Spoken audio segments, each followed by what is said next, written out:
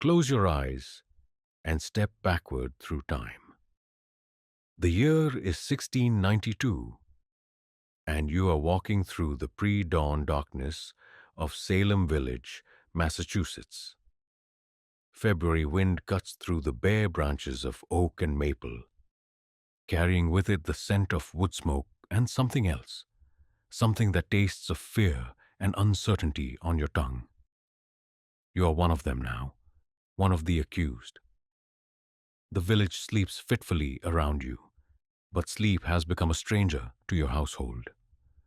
In the distance, a dog howls, a sound that will make your neighbors cross themselves come morning, whispering that even the animals sense the devil's presence. Your breath forms ghostly clouds in the bitter air, and somewhere in the darkness, church bells will soon call the faithful to morning prayers. But this morning, like so many others, in these cursed months, prayer will bring no comfort. You might be Bridget Bishop, keeper of the tavern, where men gather to drink cider and speak too freely of their neighbors. Perhaps you are Martha Corey, wife and mother whose only crime was asking too many questions when the accusations began. You could be any of the 200 souls who will find themselves caught in this web of hysteria, superstition, and deadly politics. Feel the frozen ground beneath your feet. Hear the whisper of wind through barren fields where crops failed last harvest. Smell the lingering smoke from hearth fires that burned low through the night, keeping death at bay for another few hours. This is the last moment of your old life, the final breath before your world shatters like ice on a warming pond. In a few hours, Betty Paris and Abigail Williams will begin their strange fits in the parsonage. Young voices will scream accusations that will echo through eternity. Neighbors will point fingers that might as well be loaded muskets. And you, innocent of all save the crime of existing in the wrong place at the wrong time, will find yourself standing at the center of America's darkest hour. The pre-dawn darkness wraps around you like a burial shroud, and somewhere in the distance, a rooster crows, heralding not just the dawn, but the beginning of Salem's long nightmare. Before the world went mad with accusations and spectral evidence, before the trials and the hangings, there was simply life. Ordinary, grinding, relentless life in a Puritan village balanced precariously between survival and salvation. Rise with me at 4 in the morning, when the first gray light seeps through oiled paper windows. Your hands are already chapped from the cold. Your back aches from sleeping on a straw mattress that has seen too many winters. If you are Martha Corey, your husband Giles snores beside you, a sound that has become as familiar as your own heartbeat over these 18 years of marriage. The fire in the hearth has died to embers, and rebuilding it becomes your first act of devotion to survival. Each morning begins with this ritual, coaxing flame from dying coals, feeding it, kindling gathered by your own hands, watching it grow until it can swallow the larger logs. The Puritan God may control your eternal destiny, but fire controls whether you live through another New England winter. If you are Bridget Bishop, you move through your tavern in the early hours, brewing the ale that brings both income and suspicion. The smell of hops and barley mixes with tobacco smoke, embedded in the rough-hewn walls. You serve drink to men who whisper about their neighbors' sins while committing their own. Each morning, you sweep up yesterday's secrets and prepare for today's fresh gossip. Your hands never rest, churning butter until your arms burn, mending stockings by candlelight that costs more than most families earn in a week. grinding corn into meal that tastes of survival rather than satisfaction. The rhythms of your life follow seasons that care nothing for human ambition. Plant in spring if the ground thaws, harvest in fall if God wills it, survive winter if fortune smiles. But beneath these ordinary struggles flow the deeper currents that will soon drag you under. That boundary dispute with John Proctor over 3 acres of rocky pasture. It seems petty now, but in a village where a man's worth is measured in acres and livestock, such quarrels burn like slow fuses. The argument you had with Reverend Paris over his salary, his demanding firewood and provisions, as if he were a prince rather than a village minister, will be remembered when accusers need ammunition. Your very normalcy becomes suspicious. You brew beer too well. Surely you had supernatural help. Your hens lay more eggs than your neighbors. Perhaps you made a compact with dark forces. Your husband listens to your counsel.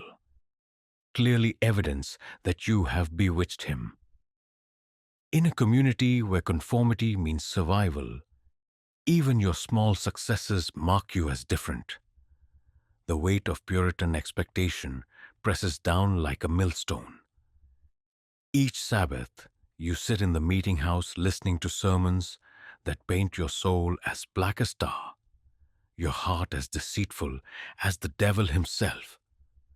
You are taught that your only hope of salvation lies in constant self-examination, in finding evidence of God's grace in your daily tribulations. But self-examination becomes a trap when neighbors watch for signs of pride, vanity, or insufficient humility. You know the rules as well as your own name. Women must be silent, obedient, grateful. You must never speak against authority, never question the wisdom of your betters, never show more knowledge than proper for your sex. Yet you are human, and humans think, question, wonder. These natural impulses will soon be twisted into evidence of your corruption. Evening finds you at your spinning wheel, turning flax into linen by the light of a single precious candle. Your children sleep in the loft above, their breathing the only sound beyond the spinning wheel's gentle hum. This is peace of a sort, the brief respite between today's labor and tomorrow's obligations. You have no way of knowing that Tituba, Reverend Paris's slave from Barbados, has been telling stories to the village children, stories of fortune-telling and magic that would be harmless entertainment in another time and place, but in Salem village in 1692 will ignite a fire that consumes far more than wood. In a few short weeks, your ordinary sins, your arguments with neighbors, your occasional sharp tongue, your independence of thought, will transform into evidence of supernatural evil. The petty grudges and small jealousies that season every human community will become testimony in a court of law. And you, going about your ordinary business of surviving winter and raising children and keeping faith, will find yourself accused of dancing with the devil in the moonlight. But tonight, in these final moments of normalcy, you're simply a person living a life. Tomorrow, you will become something else entirely, one of the accused. January bleeds into February, and something changes in the parsonage of Reverend Samuel Paris. At first, it is whispered behind gloved hands in the meeting house. Little Betty Paris, the minister's 9-year-old daughter, has taken ill with a strange malady. Then Abigail Williams, his 11-year-old niece, begins showing similar symptoms. Picture yourself standing in that cold meeting house, the February wind rattling the windows like skeleton fingers. You watch as these children, Girls you have seen grow from babes in arms begin their performances, for that is what they are, though none dare say so aloud. Betty crawls beneath furniture like an animal, barking and howling. Abigail contorts her body into impossible positions, screaming that invisible hands pinch and bite her. They speak in tongues that sound suspiciously like the Patois Tituba, learned in Barbados, and they claim to see specters, ghostly apparitions of the neighbors, tormenting them in ways the human eye cannot detect. You feel the shift in the room's atmosphere, like the pressure change before a storm. Neighbors exchange glances heavy with suspicion. Who could be tormenting these innocent children? The answer comes as swift and deadly as lightning. The girls point their fingers, those small, pale fingers that carry the weight of life and death, and speak names. Sarah Good, the beggar woman, whose sharp tongue has earned too many enemies. Sarah Osborne, who has the temerity to live with a man before marrying him. Tituba herself, whose foreign ways and stories have always made proper Puritans uncomfortable. But this is only the beginning. You watch in growing horror as other children begin to show similar symptoms. Anne Putnam Jr., Mary Walcott, Mercy Lewis, daughters of Salem's most prominent families, joining in this chorus of accusation. The affliction spreads like plague through the village's youth, and with each new victim comes new names, new accusations, new targets for the community's fear. You see the moment when the girls' eyes land on you across the crowded meeting house. Time slows like honey in winter. Their faces contort with theatrical agony. Their bodies writhe as if struck by invisible blows. And then comes the voice that will haunt your dreams. Your name, shrieked with such conviction that even you begin to doubt your own innocence. "She torments me," cries Abigail Williams, pointing directly at you with a trembling finger. Her spectre sits upon my chest and tries to make me sign the devil's book. The congregation turns as one to stare at you, their faces a mixture of horror, suspicion, and a shameful excitement. This is your neighbor, Mary Warren, who borrowed your butter churn just last month, now edging away as if you carry contagion. Here is Thomas Putnam, with whom you argued over property lines, his eyes bright with vindication. And there stands the Reverend Paris himself, watching you with the cold satisfaction of a man whose prayers have been answered in the most terrible way. You want to speak, to deny these impossible charges, but words stick in your throat like tar. How do you defend against accusations of spectral torment? How do you prove you are not flying invisibly through the night to pinch children in their beds? Your very presence in the meeting house becomes evidence of your guilt. For surely only a witch would dare show her face after being so publicly accused. The web of accusation spreads with merciless efficiency. Each name the children scream leads to new questions, new suspicions, new targets.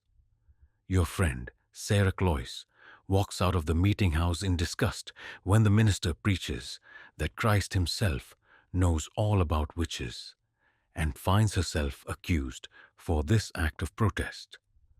Rebecca Nurse, 71 years old and respected by all, becomes suspect when she suggests the children's fits might be supernatural, but not necessarily diabolical. You begin to understand the rules of this deadly game, question the accusations, and you become an accomplice.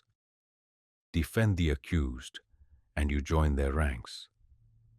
Show doubt about the children's veracity, and you reveal your own corruption. The only safe response is to nod along with the mob.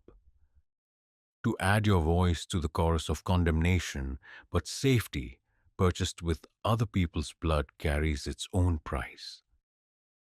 The children's performances grow more elaborate with each passing day, as if they sense their power and revel in it. They claim to see yellow birds sucking between your fingers, to watch you sign Satan's book in broad daylight, to suffer torture from your specter while your physical body stands innocently in plain sight. Their testimonies weave together into an intricate mythology of invisible evil that no earthly evidence can contradict. You watch as neighbors who have known you for years begin to remember strange incidents in a new light. The cow that gave sour milk after you walk past their farm. Surely evidence of your malevolence. The child who fell ill after you spoke crossly to him, clearly the result of your supernatural curse. Even your acts of kindness become suspect. Why would you help your neighbors unless you sought to gain power over them? The pointing fingers multiply, and the net draws tighter. Soon there will be no safe place in Salem village. No relationship so trusted it cannot be poisoned by suspicion. No reputation so sterling it cannot be blackened by accusation. The children have discovered a power that adults can only dream of. The power to destroy their elders with nothing more than words and theatrical convulsions. And you, standing there in the meeting house with all eyes upon you, begin to understand that you are no longer a person. You have become a character in their story, a villain in their drama, a witch in their darkest fantasies. The life you lived yesterday, ordinary, flawed, human, has been swept away by the hurricane of their accusations. Tomorrow, the sheriff will come to understand why you stand accused while others remain safe. You must see Salem Village not as a community of God-fearing neighbors, but as a powder keg of resentments waiting for a spark. The accusations that fly like arrows from the afflicted children do not land at random. They follow the fault lines of a society fractured by politics, economics, and decades-old grudges. Walk with me through the invisible hierarchy that determines who lives and dies in Salem Village. At the top stand the Putnams, Thomas Putnam Sr. and his ambitious son, Thomas Jr., whose family has dominated village affairs for generations. They own vast tracts of land, hold positions of authority, and nurse grudges, like other men tend livestock. Below them, the lesser gentry, merchants, large landowners, those who trace their lineage to the first settlers and never let anyone forget it. Then comes the vast middle, farmers, craftsmen, shopkeepers, the backbone of any community, but in Salem Village, the most vulnerable to accusation. You likely belong to this group, prosperous enough to excite envy, independent enough to speak your mind, yet lacking the political connections to protect yourself when the storm breaks. At the bottom dwell those who were doomed from the moment the children first opened their mouths. The poor, the argumentative, the different. Sarah Good, who begs from door to door and curses those who refuse her charity. Sarah Osborne, whose independence and property disputes make her enemies among powerful men. Women who speak too freely, who argue with their betters, who fail to show proper deference to their social superiors. But the true architecture of Salem's nightmare lies in understanding Reverend Samuel Parris himself. This is no humble servant of God, but a failed merchant who sees his ministry as a business venture. He demands a higher salary than his predecessors, insists on owning the parsonage rather than merely occupying it, and treats his congregation like customers who owe him deference and payment. Half the village opposes him, led by families like the nurses and Clories, who remember when ministers serve God rather than themselves. This opposition has festered for years, creating two bitter factions that eye each other with barely concealed hostility. When the accusations begin, you can almost predict their pattern. Those who supported Paris find themselves accusers, while those who opposed him become the accused. Land disputes weave through the accusations like poison through water. That boundary disagreement between the Putnams and the nurses, simmering for decades, suddenly becomes relevant when Rebecca Nurse finds herself in chains. The contested ownership of parcels near the village border provides motive for accusations that seem to spring from supernatural revelation but follow the logic of property law. Consider the geography of accusation itself. Draw a map of Salem village in 1692, and you will see that the accusers cluster in the western portion. Poorer land, families struggling economically, those who feel left behind by Salem town's growing prosperity. The accused concentrate in the eastern section. Better farmland, families with growing wealth, those whose success breeds resentment among their less fortunate neighbors. Anne Putnam Sr., wife of Thomas Putnam Jr., becomes one of the most prolific accusers, her finger pointing at enemy after enemy of the Putnam family. But look deeper into her history, and you find a woman haunted by the deaths of 6 children, desperate to find someone to blame for her losses. Her accusations follow the pattern of her family's grudges so precisely that they read like a hit list written in supernatural ink. The children learn quickly that their accusations carry more weight when they target the powerless. Sarah Good's poverty makes her an easy target. Who will defend a beggar against the testimony of prominent citizens' daughters? But when they grow bold enough to accuse Martha Corey, a woman of property and standing, they discover they have real power. If they can bring down someone of her status, no one is safe. Watch how the accusations escalate, following the logic of terror rather than justice. Each name the children scream leads to new questions. Who else attended the witch's Sabbath? Who else signed Satan's book? The accused, desperate to save themselves, provide new names to satisfy their interrogators. Mary Warren accuses Sarah Good's 4-year-old daughter Dorcas, for in Salem's madness, even babies can serve the devil. Gender becomes another fault line along which the accusations spread. Of the first 30 accused, 29 are women. This is no coincidence in a society where women's power is suspect, their independence dangerous, their very existence subordinate to male authority.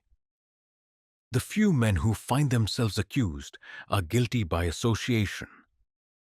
Husbands who defend accused wives, male servants in households under suspicion, those who dare to question the proceedings.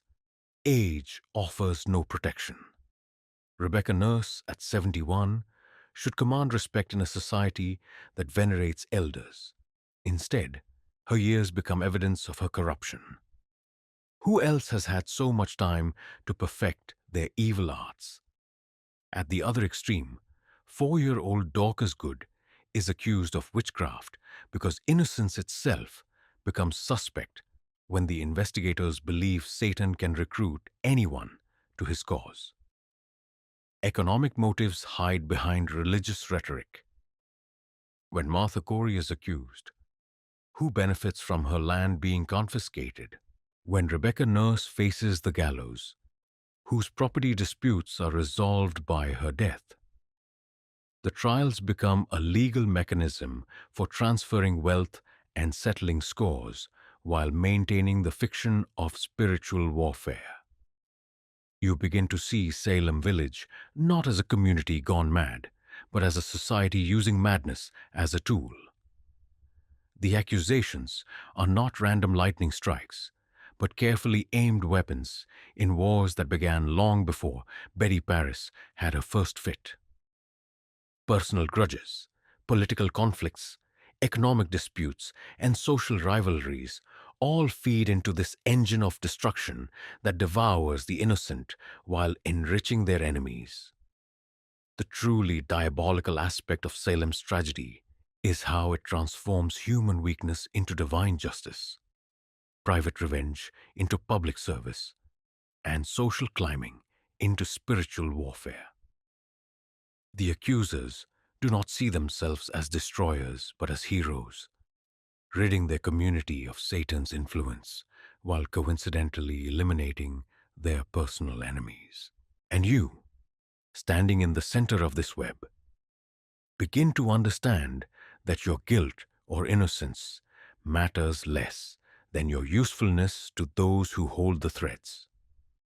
Your death will settle a debt, resolve a dispute, or eliminate a rival, while providing the community with the satisfaction of righteous vengeance against the forces of darkness. The web tightens, and there is no escape. Dawn comes gray and bitter on the morning Sheriff George Herrick arrives at your door. You have been expecting him. In Salem Village, everyone knows that accusation leads to arrest as surely as winter follows autumn. But expectation provides no armor against the terror that grips your heart when you hear his heavy boots on your doorstep. The authoritative rap of his knuckles against wood that sounds like a coffin nail being driven home. You open the door to find Herrick flanked by two constables, their faces showing the careful neutrality of men performing an unpleasant duty. The sheriff is a large man, thick-shouldered from years of physical labor, but his eyes hold a discomfort that he tries to hide behind official authority. He has known you for years, perhaps even shared a tankard of ale at Bishop's Tavern. But today, you are merely another name on his warrant. By order of the magistrates, he announces, his voice carrying the weight of legal formality. You are charged with the suspicion of witchcraft and are commanded to appear before their honors for examination. The words fall like stones into still water, sending ripples of destruction through your carefully ordered world. Your children appear in the doorway behind you, young faces painted with confusion and fear. They have heard the whispers, seen the suspicious glances from neighbors. But this moment transforms rumor into terrible reality. Your daughter, perhaps no older than the accusers themselves, clutches at your skirts with hands that shake like autumn leaves. Your son, trying to be brave, stands straighter but cannot hide the wetness gathering in his eyes. The sheriff produces iron shackles, cold metal that burns your wrists with its implications. As the manacles close around your wrists with a sound like breaking bones, you see your neighbors emerging from their houses, drawn by the spectacle of your downfall. These are people who have shared your table, borrowed your tools, sought your counsel in times of trouble. Now they stand in their doorways like spectators at a play, their faces showing a mixture of pity, satisfaction, and carefully concealed relief that the sheriff has not come for them. Goodwife Preston, who once praised your skill at healing her child's fever, now crosses herself as you pass. Thomas Williams, who owes you money from last harvest's grain sale, refuses to meet your eyes. Even young John Hadlock, whom you caught stealing apples and forgave with only a gentle scolding, watches your arrest with the wide-eyed fascination of youth, encountering real catastrophe for the first time. The walk through Salem village becomes a journey of transformation. With each step, you cease being a member of the community and become its enemy. The familiar path to the meeting house, worn smooth by your footsteps over countless Sabbaths, now leads to your destruction. The very stones seem to cry out against you. The bare branches of trees whisper accusations. The wind carries the sound of your shame to every corner of the settlement. Children peer at you from behind their mothers' skirts, their young minds trying to reconcile the witch of their nightmares with the woman who taught them to identify edible berries last summer. Some point and whisper, already learning the power that comes from accusing the powerless. Others hide their faces, perhaps sensing that the adult world has revealed something terrible about itself that they are not ready to understand. Your husband, if you have one, follows at a distance. The law forbids him from interfering with your arrest, but his presence offers what comfort it can. In his eyes, you see your own reflection, not the demonic creature of the accuser's fantasies, but a human being caught in a trap that reason cannot escape. His helplessness mirrors your own, for in Salem's madness, even the bonds of marriage provide no protection against charges of supernatural evil. The cart that will carry you to Salem town jail waits in the village common like a tumbril destined for the scaffold. Its wooden bed is rough-hewn and splinter-riddled, designed for hauling grain and livestock rather than human passengers. As Herrick helps you climb aboard, his hands surprisingly gentle despite the circumstances, you catch a glimpse of your reflection in a nearby window. The woman staring back looks older than you remember, her face marked by fear and disbelief, her familiar features made strange by the knowledge of what awaits. The journey to Salem town stretches before you like a passage into the underworld. The cart jolts over frozen ruts and stones, each impact sending shockwaves through your shackled body. Behind you, Salem village shrinks into the distance. Your home, your life, everything you have known becoming smaller and smaller until it disappears entirely. Other prisoners may join you on this hellish journey. Perhaps Martha Corey sits beside you, her usual sharp tongue silenced by shock. Sarah Good might huddle in the corner, muttering prayers or curses under her breath. Each face tells its own story of disbelief, terror, and the sudden understanding that the world they knew has vanished as completely as if it had never existed. The constables riding alongside your cart avoid conversation, their silence heavy with unspoken thoughts. Are they wondering about their own safety? Do they question whether the women they escort are truly servants of Satan or simply neighbors caught in a web of lies? Their faces reveal nothing, but their eyes occasionally dart to your shackled hands as if expecting supernatural manifestations. As Salem town comes into view, you see the jail looming ahead, a structure of stone and iron that seems to squat against the horizon like a malevolent beast. This building will become your world, its walls your boundaries, its darkness your constant companion. The sight of it sends a chill through your body that has nothing to do with February's bitter cold. Sheriff Herrick helps you down from the cart with the same careful courtesy he showed during your arrest. For a moment, your eyes meet his, and you see something there. Regret, perhaps, or simply exhaustion from a duty that grows heavier with each passing day. Then the moment passes, and you are led through the jail's iron gate into a darkness that swallows hope itself. Behind you, the door closes with the finality of a tomb being sealed. Your old life ends with that sound, and your new existence, suspended between accusation and judgment, between life and death, between innocence and a guilt you can never prove you do not possess, begins. The knock at your door has led to this. Standing in Salem jail, bound in iron, waiting to discover whether justice or madness will determine your fate. The door of Salem jail closes behind you with the weight of eternity, and you enter a world that exists beyond the reach of daylight, mercy, or hope.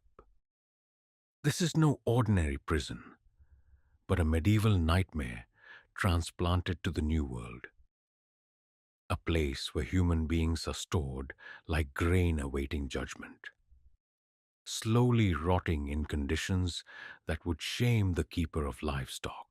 Your first breath inside these walls brings a stench that coats your throat like poison. Unwashed bodies, human waste, rotting straw, and something else.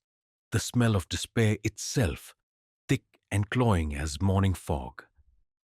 The air feels solid, a living thing that presses against your skin and invades your lungs with each reluctant breath. The jailer, a man named William Downton, greets you with the practiced indifference of one who has ceased to see prisoners as human beings. His keys jangle like a death knell as he leads you deeper into this labyrinth of suffering. "Welcome to your new home," he says with bitter humor. And you realize that humor is the only weapon he has against the horror of his daily work. Your cell is a stone box barely large enough to contain 4 women, but it holds 7. The walls weep with moisture that carries the taste of despair, and the single window, if it can be called a window, admits just enough light to make the darkness visible. Iron bars, thick as a man's wrist, remind you that escape is impossible even if you possess the supernatural powers your accusers claim. The other prisoners become your new family, sisters in suffering bound by shared terror rather than blood. Martha Corey sits in the corner, her once sharp tongue silenced by the magnitude of her situation. She who once argued theology with ministers now speaks only in whispers, as if afraid her words might summon fresh accusations.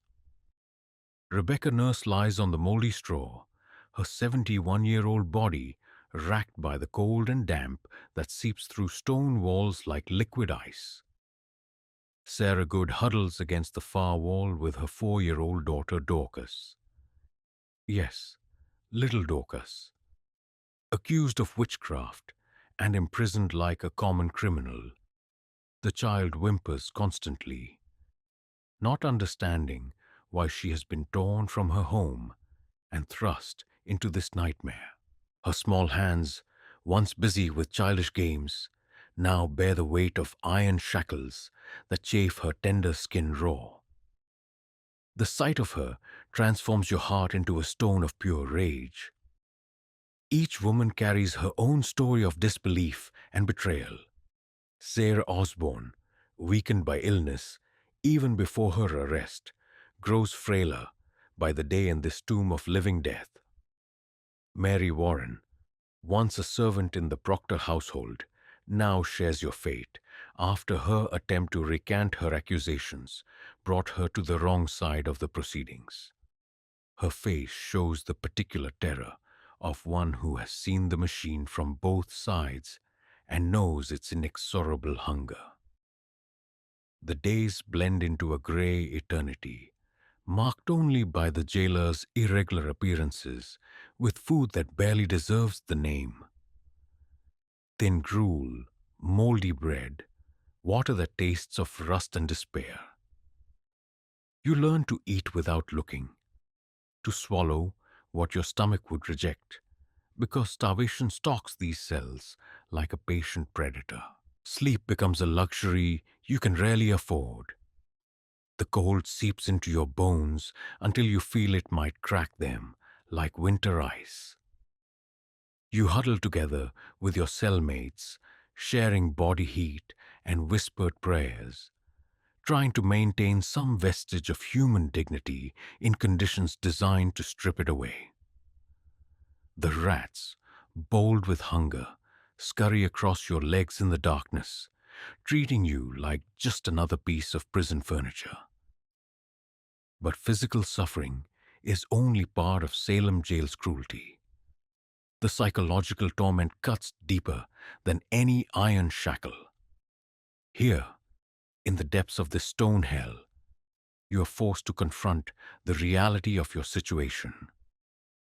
Your neighbors, people who shared your pews and your prayers, believe you capable of supernatural evil.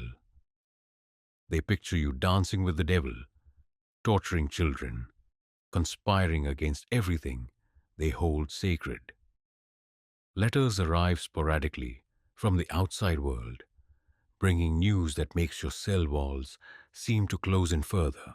More arrests, more accusations, more of your friends and neighbors dragged into this spreading web of madness.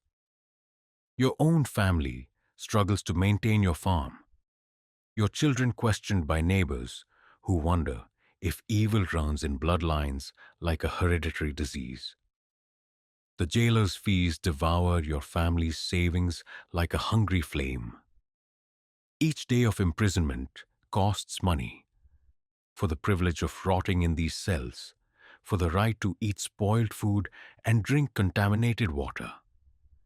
Families mortgage their futures to keep accused relatives alive, creating a perverse economy where suffering generates profit and justice becomes a luxury only the wealthy can afford. Some prisoners break under the pressure, their minds snapping like overtaxed rope. They confess to impossible crimes, spinning tales of midnight flights and demonic compacts that satisfy their interrogators while destroying their souls. You watch these women lose themselves to madness and wonder if insanity might be a mercy compared to maintaining your sanity in this place of endless torment. Others find different ways to escape. Sarah Osborne dies in prison, her death attributed to natural causes, but really caused by the slow murder of hope. Her body is removed without ceremony. Another casualty of Salem's war against imaginary enemies.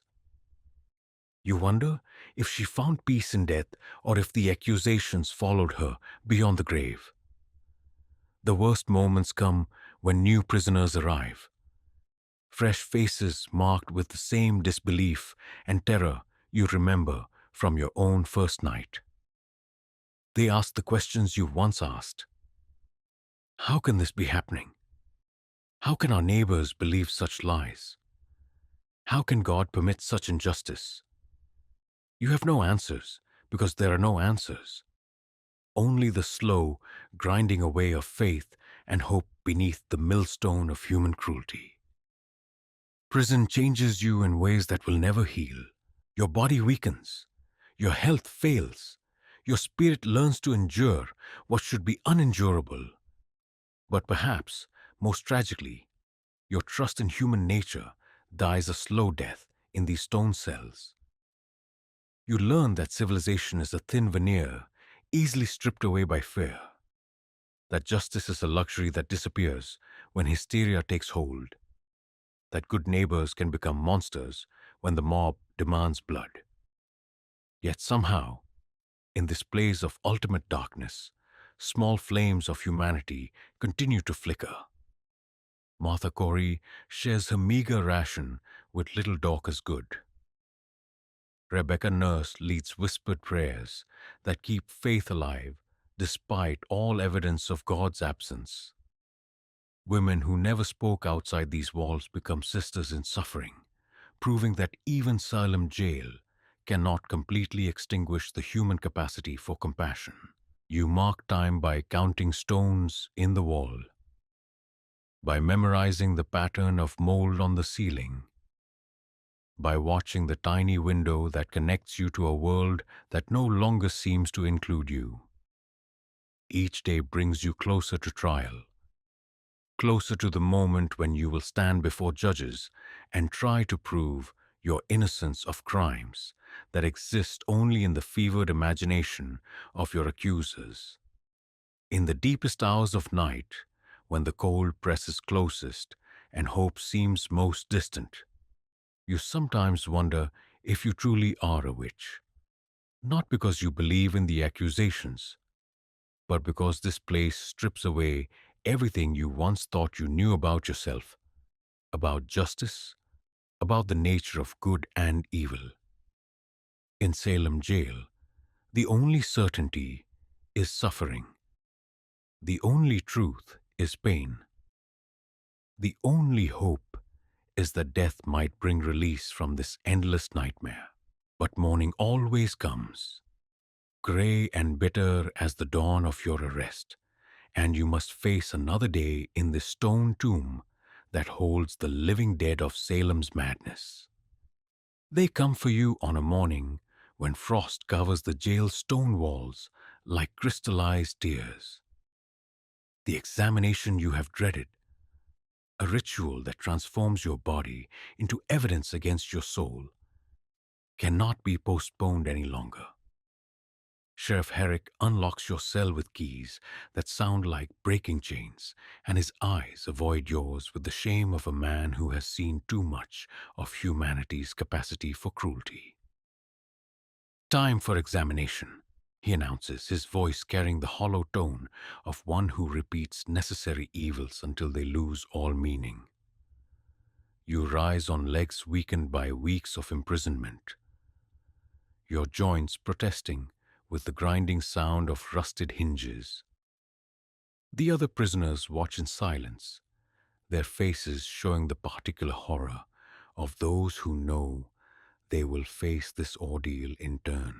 The examination room exists in a space between civilization and barbarism, where the pretense of legal procedure masks something far more primitive and cruel. 3 men await your arrival. A magistrate whose name you will never learn, a physician whose oath to do no harm has been suspended for the duration of Salem's emergency, and a minister whose presence supposedly sanctifies what follows. Remove your garments, the magistrate commands with the casual authority of one accustomed to being obeyed, without question. The words fall like stones into still water, sending ripples of humiliation through your consciousness. These are men who have never seen your body, who know you only as a neighbor, a congregant, a fellow human being. Now they will study your flesh like butchers examining meat. Your hands shake as you begin to undress. Each piece of clothing that falls away strips not just your body, but your dignity, your privacy, your fundamental right to exist as something more than an object to be examined. The cold air raises bumps on your skin, but the chill you feel goes deeper than temperature. It is the cold of absolute powerlessness, of being reduced to evidence in a trial for your life. Now you stand naked before these men, your body exposed to their clinical scrutiny.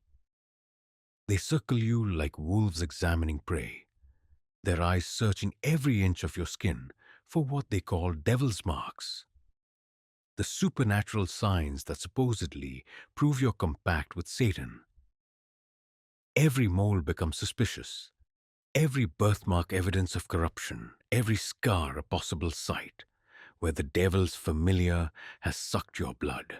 The physician approaches with instruments that gleam like instruments of torture, pins to test for spots of insensitive flesh, magnifying glasses to study suspected marks more closely, measuring devices to record the dimensions of suspicious growths. His hands, which should heal, now probe and poke with the detached interest of a natural philosopher studying a curious specimen. "This mark here," he announces, pointing to a small mole on your shoulder that has been there since birth, "appears suspicious. Note how it differs in color from the surrounding skin." He pricks it with a pin, and when you do not cry out, either from shock or determination not to give them satisfaction, he nods with grim satisfaction. Insensitive to pain. A clear sign of supernatural influence. You want to scream that it is simply a mole, that your mother had one in the same place, that God Himself must have placed it there in the womb. But your voice has abandoned you, struck silent by the surreal horror of watching your own body become a map of imaginary evil. They catalogue each supposed mark with scholarly precision, creating an inventory of damnation written in flesh and blood. The examination grows more invasive, more humiliating. They search for what they delicately term the devil's teat, extra nipples or unusual growths where Satan's familiars supposedly suck your blood.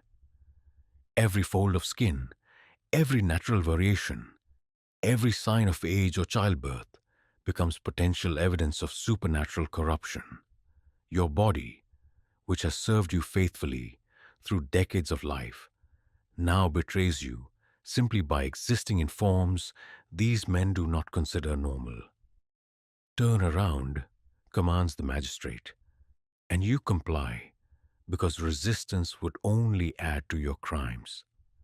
They examine your back with the same methodical intensity, mapping territories of supposed evil with the confidence of explorers charting unknown lands. A raised scar from a childhood accident becomes a site where demons have fed. A patch of discolored skin, evidence of Satan's touch. The minister watches it all with eyes that burn with righteous fervor. To him, your naked body represents not vulnerability, but evil made manifest. He quotes scripture as they work. "Thou shalt not suffer a witch to live, and the works of darkness shall be brought to light." His presence transforms medical examination into religious ceremony, lending divine authority to proceedings that would shame pagan rituals. They measure and record, creating a catalogue of your supposed corruption that will be entered as evidence in court. Each mark receives careful documentation. Its size, color, location, sensitivity to pain.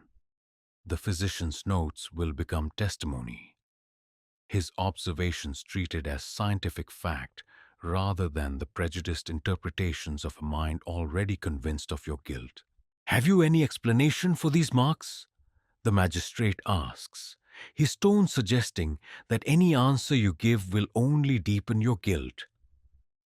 How do you explain a birthmark?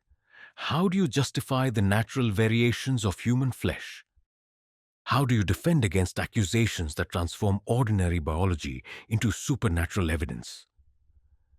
"They are natural marks, sir," you manage to whisper, your voice sounding strange and distant in your own ears. "I have had them since birth, as my mother before me." The three men exchange glances, heavy with meaning. "So you claim," the magistrate replies, "but we have heard such denials before. The devil is cunning in his deceptions.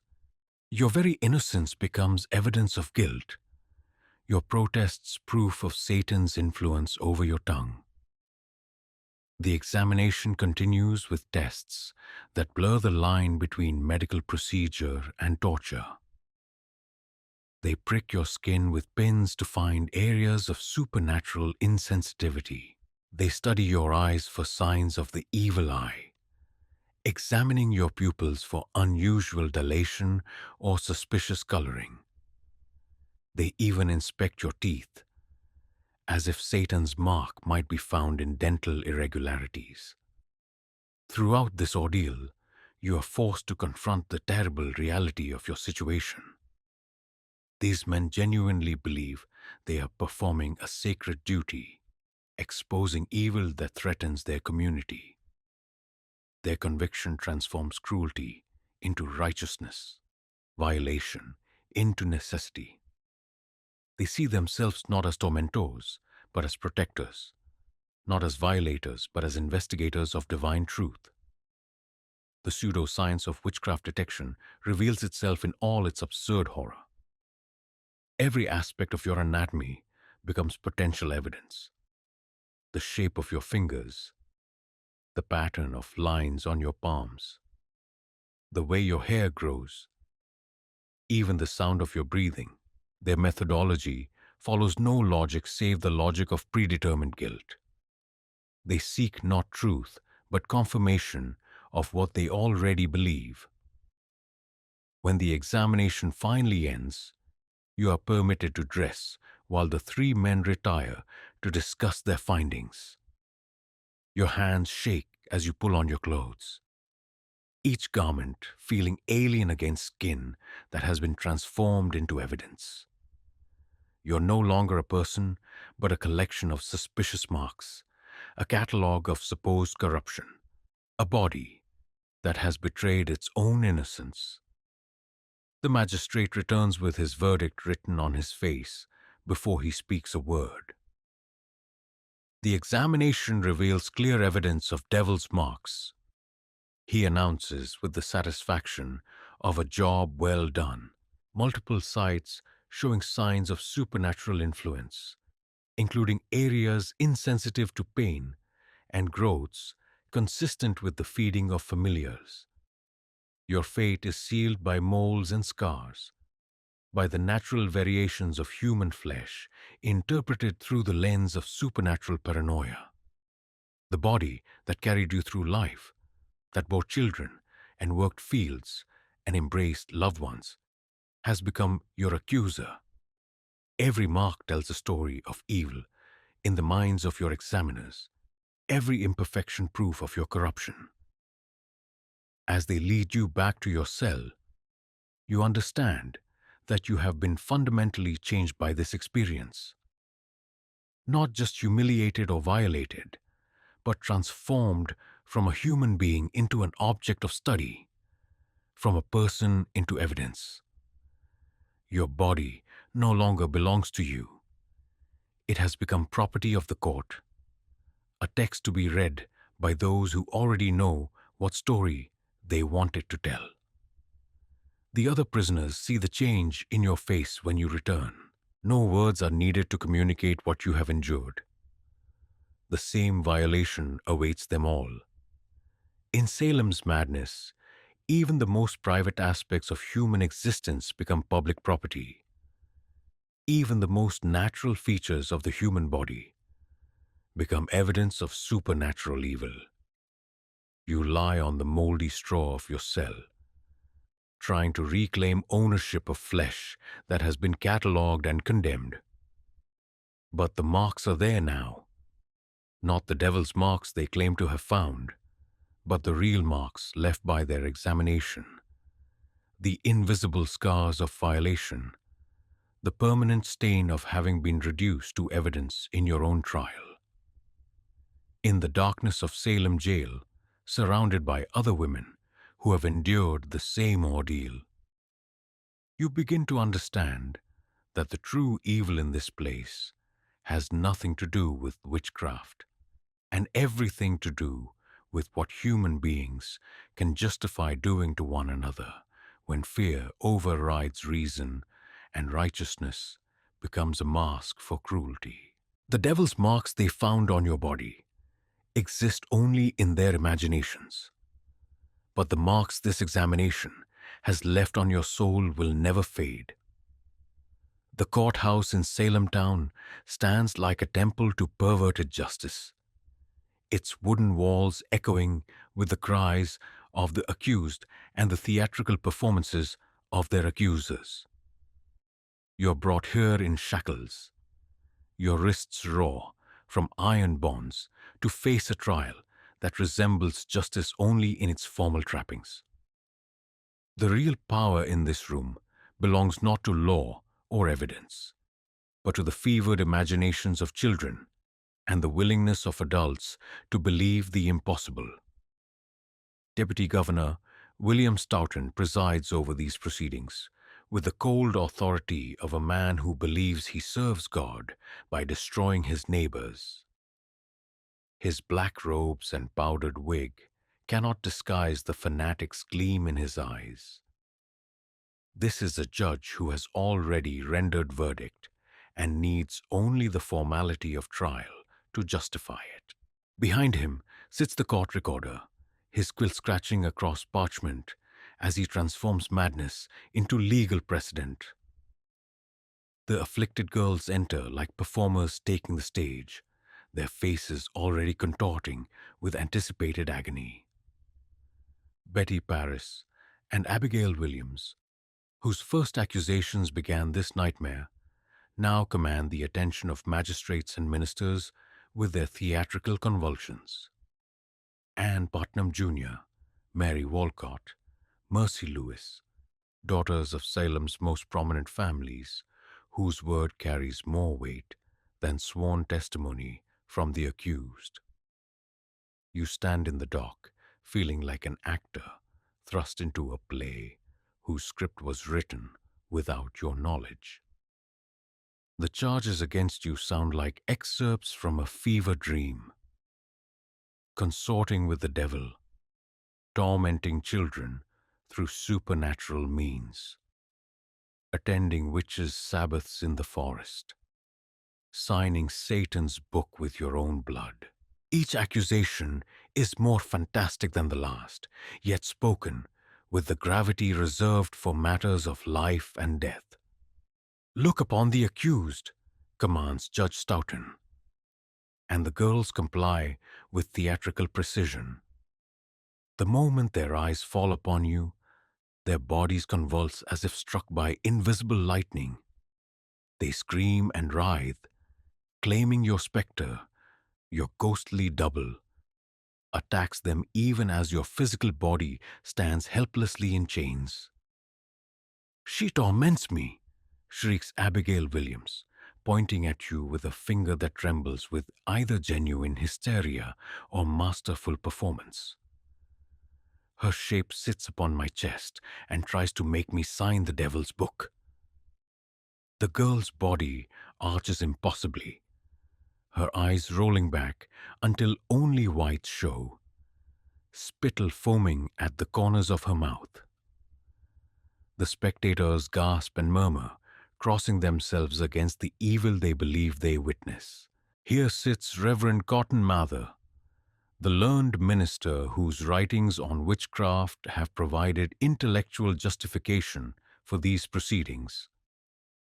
His pale face shines with scholarly fascination as he takes careful notes, documenting what he believes to be supernatural phenomena for future generations of believers.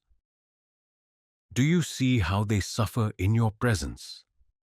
Judge Stoughton asks you, his voice heavy with accusation. "How do you explain this torment if you're innocent as you claim? How do you answer such a question? How do you prove you are not controlling invisible forces?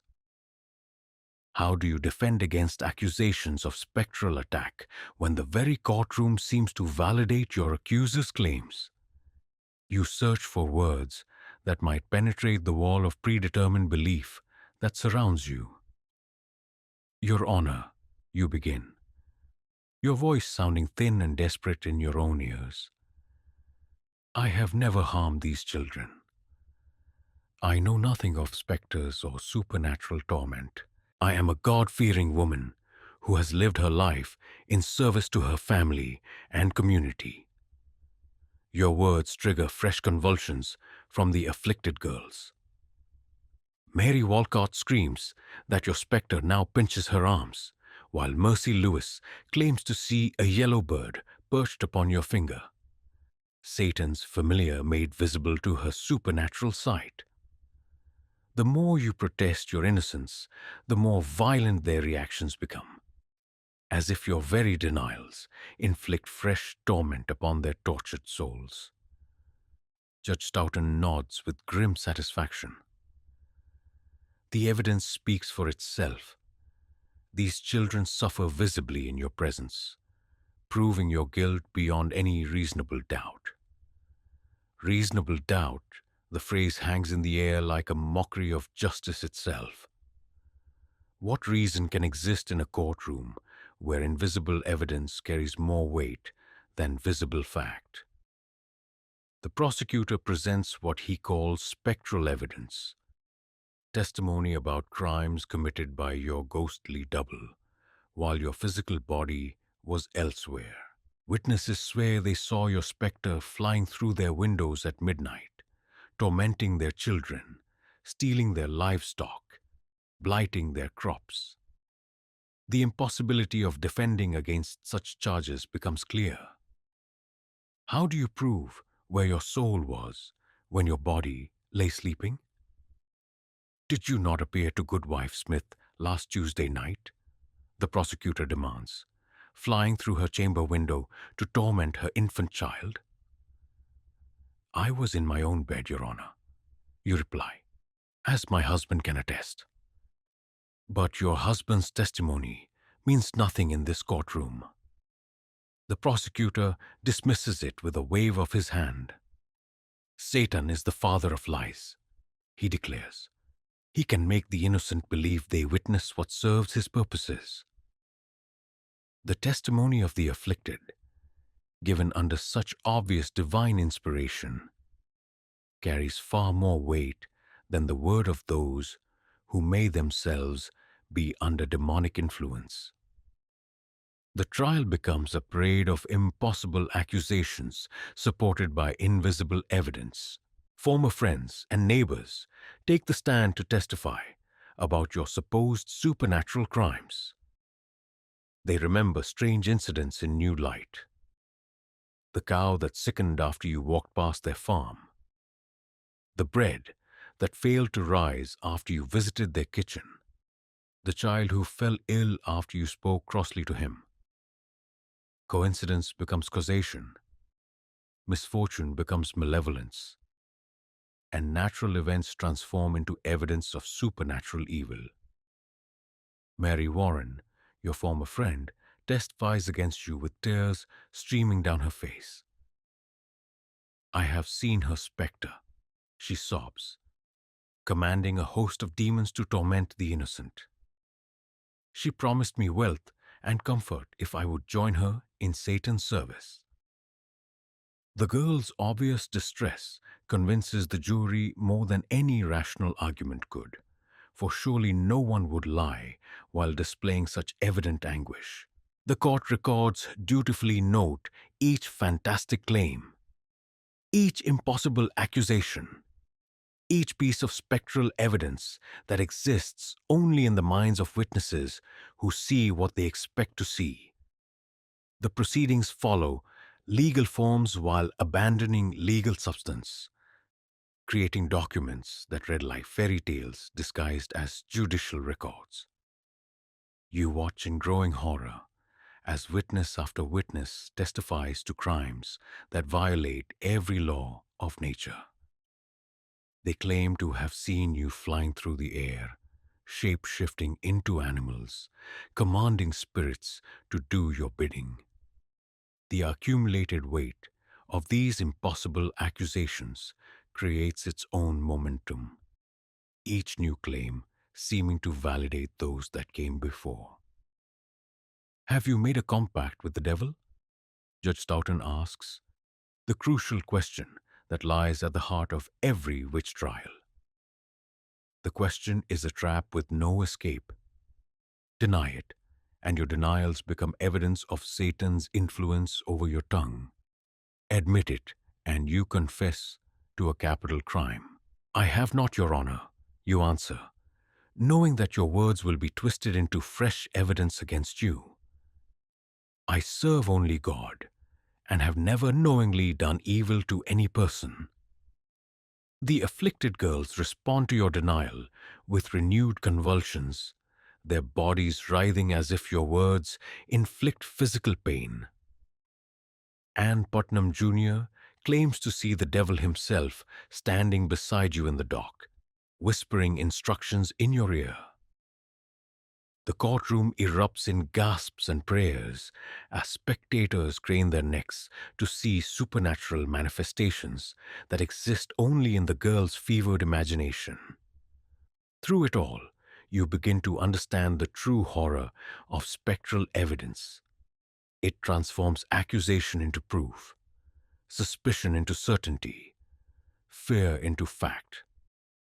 In a world where invisible crimes can be prosecuted with visible consequences, where ghostly evidence trumps physical proof, where children's nightmares become legal testimony, guilt becomes inevitable and innocence impossible to prove. The trial proceeds with the inexorable logic of a predetermined conclusion. Each piece of evidence, each witness testimony, each judicial ruling moves you closer to a verdict that was decided the moment the first accuser pointed her finger in your direction. You are not being tried for witchcraft. You are being processed through a legal mechanism designed to justify a conclusion already reached. As the day wears on and the testimonies accumulate, you realize that you are witnessing something unprecedented in human history. A court of law that has abandoned the very concept of evidence in favor of supernatural speculation. Salem's tragedy lies not just in innocent lives lost, but in justice itself being murdered in the name of righteousness. The sun sets outside the courthouse windows, casting long shadows across a scene that will haunt the American conscience for centuries to come. And you, standing in the dock with iron shackles cutting into your wrists, understand that you are not just on trial for your life. You are witnessing the trial of civilization itself and finding it guilty of the very evil it claims to combat. The interrogation chamber exists in a space between legal procedure and psychological torture, where words become weapons and silence itself can be interpreted as confession. You sit on a hard wooden chair facing magistrates whose minds have already rendered verdict, their questions designed not to discover truth, but to extract admission of guilt predetermined by their unshakable belief in your corruption. Judge Stoughton leans forward, his black robes rustling like ravens' wings, his pale eyes fixed upon you with the intensity of a predator studying prey. Behind him, the court recorder waits with quill poised, ready to transform your words into evidence for the prosecution. Every syllable you speak will be weighed, measured, and twisted until it serves their purpose. But refusing to speak will be taken as proof that Satan has stolen your voice. Let us begin simply, the judge says, his tone carrying false kindness that makes your skin crawl. Do you know why you have been brought before this court? The question seems innocent enough, but you have learned that in Salem, innocence is itself suspicious. If you claim ignorance of the charges, you appear to lie. For surely everyone in the village knows of the accusations against you. If you acknowledge the charges, you implicitly accept their validity. You choose your words as carefully as a woman crossing ice over deep water. I have been accused of witchcraft, Your Honor, you reply, but I know nothing of such evil practices. Nothing? The judge's eyebrows rise with theatrical surprise. Yet multiple witnesses have testified to seeing your specter tormenting innocent children. Are you claiming these good Christians are liars? Another trap. Deny the witnesses' honesty, and you add slander to your crimes. Accept their testimony, and you confess to supernatural abilities. You feel sweat beading on your forehead despite the chamber's chill, understanding that this interrogation follows a script written before you entered the room. I cannot explain what others claim to see, Your Honor. I know only that I have never willingly harmed any person, child or adult.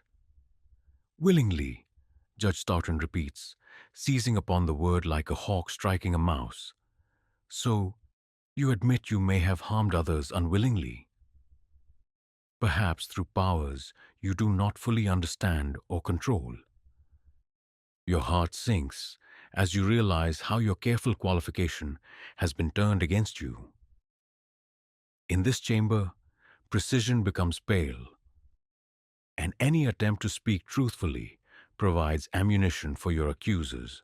You watch the recorder's quill scratch across a parchment, immortalizing your supposed admission of supernatural harm.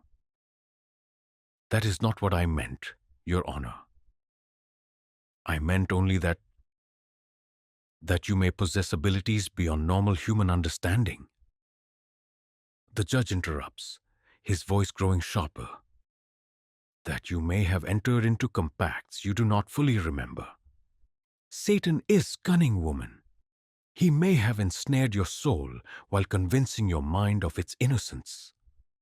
The theological trap springs shut around you. In Puritan doctrine, Satan's deceptions are so complete that even the damned may not recognize their own corruption. Your very certainty of innocence becomes evidence of demonic influence. Your protests prove of the devil's power over your understanding. The judge has created a logical system where guilt is the only possible verdict. Have you made a pact with the devil? The question comes like a blow to the chest, direct and unavoidable.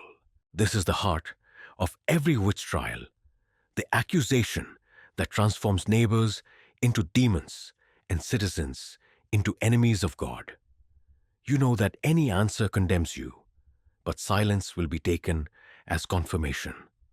I have not, you state with as much firmness as you can muster. I am a faithful Christian who has attended church regularly and raised my children in the fear of the Lord.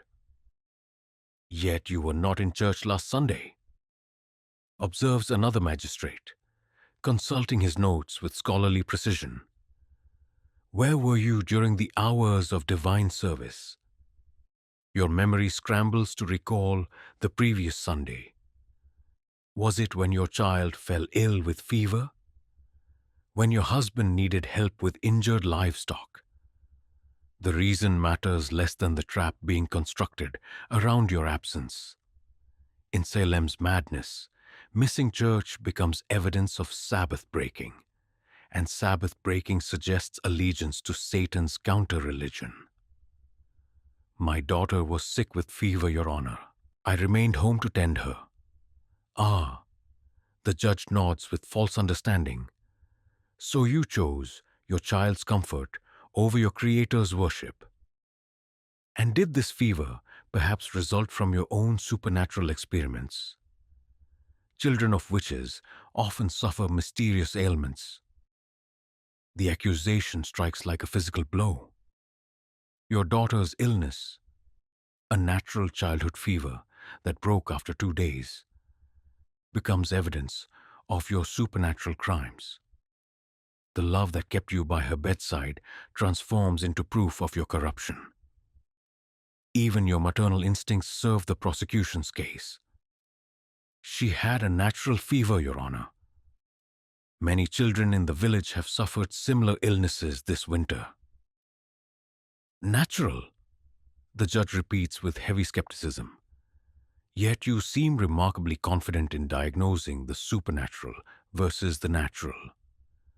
Such knowledge might suggest familiarity with forces beyond normal human understanding. Every word becomes a trap, every explanation fresh evidence of guilt. You begin to understand how previous defendants have collapsed under this relentless questioning, confessing to impossible crimes simply to escape the psychological torture of words twisted into rope. The interrogation continues with methodical precision, each question building upon the last to construct an edifice of predetermined guilt. Tell us about your relationship with Sarah Good, demands the judge, naming your fellow prisoner. Have you attended supernatural gatherings with her? I know. Good wife, good only as a neighbor, Your Honor. We have never attended any gatherings together, supernatural or otherwise. Yet she has confessed to seeing you at witches' Sabbaths in the forest. Are you calling her a liar? The revelation hits you like cold water. Sarah Good, broken by weeks of imprisonment and interrogation, has apparently confessed and implicated others to save herself. You understand the terrible mathematics of Salem's justice. Each confession demands new names. Each admission of guilt requires fresh accusations to satisfy the court's hunger for comprehensive evil. If good wife Good has said such things, she speaks falsely, you reply, knowing that challenging a confession only deepens your own peril. Or perhaps, suggests the judge with ominous quiet, she speaks truly, and you have been so thoroughly corrupted by Satan that you no longer remember your own evil deeds. The devil is known to steal memories from his servants, leaving them believing in their own innocence while their souls serve his dark purposes. The interrogation becomes a masterpiece of circular logic where innocence proves guilt and memory proves corruption. You watch other accused women brought before the court, seeing in their faces the same desperate confusion you feel. Some maintain their innocence and face the gallows. Others confess to save their lives and destroy their souls. The choice between truth and survival becomes impossible. Hours pass like centuries in that chamber where words lose their meaning and language itself becomes an instrument of persecution. The magistrates take turns questioning you, each bringing fresh angles of attack, new interpretations of old evidence, different ways of transforming your humanity into proof of your inhumanity. One final question, Judge Stoughton announces, as shadows lengthen outside the chamber windows. If you are innocent as you claim, why do the afflicted children suffer such torments in your presence? Surely God would not permit the innocent to cause such obvious anguish. The question encapsulates Salem's fundamental madness. The assumption that observed effects must have supernatural causes. That correlation implies causation. That children's performances constitute divine revelation. You realize that no answer will satisfy judges who have already decided your fate. I cannot explain their sufferings, Your Honor. You reply with the exhaustion of one who has fought an unwinnable battle. I know only that I have caused them no harm, neither natural nor supernatural. Judge Stoughton nods with the satisfaction of a man whose expectations have been confirmed. Your continued denials in the face of overwhelming evidence only prove the depth of Satan's hold upon your soul, he declares. The court will consider its verdict. As they lead you back to your cell, you understand that words have indeed been twisted into rope. Rope that will hang you for crimes that exist only in the fevered imagination of your accusers. The interrogation has served its purpose not by discovering truth, but by creating a record that justifies a predetermined conclusion. In the darkness of Salem jail, surrounded by other women whose words have been similarly twisted, you reflect on the murder of language itself. In a place where questions have no honest answers and truth becomes evidence of deception, communication dies, and with it any hope of justice. The rope they have woven from your words will soon find its final purpose on Gallows Hill.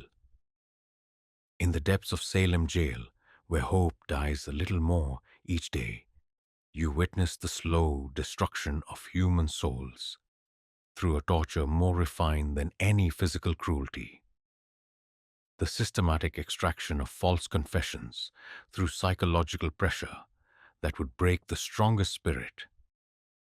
Here, in cells that smell of despair and broken dreams, innocent people learn to confess to crimes that violate every law of nature and reason. Watch Martha Corey as she sits in the corner of your shared cell, her once defiant spirit ground down by weeks of interrogation, isolation, and the terrible mathematics of Salem's justice. The magistrates have made their offer clear. Confess to witchcraft and live, maintain your innocence and hang. It seems a simple choice, but Martha knows that confession requires more than admitting guilt.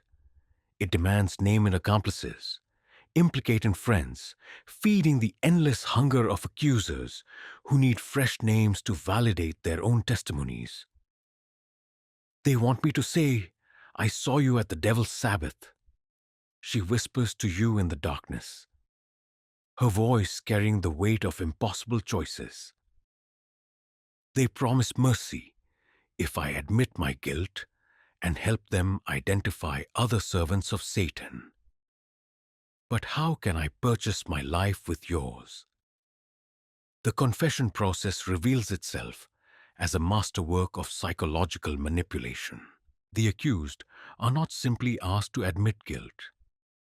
They are required to provide detailed narratives of impossible crimes, to describe supernatural events with the precision of eyewitness testimony, to transform their neighbors into demons and their community into Satan's kingdom on earth.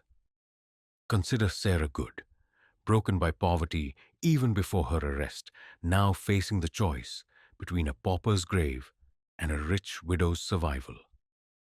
The magistrates visit her cell with increasing frequency, their voices honeyed with false kindness as they explain the benefits of confession. Her 4-year-old daughter Dorcas, imprisoned alongside her, provides leverage no torture device could match.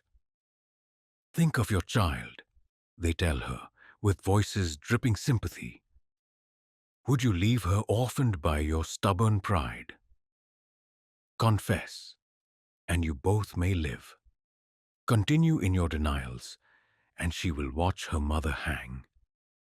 Sarah's resistance crumbles like sand before tide.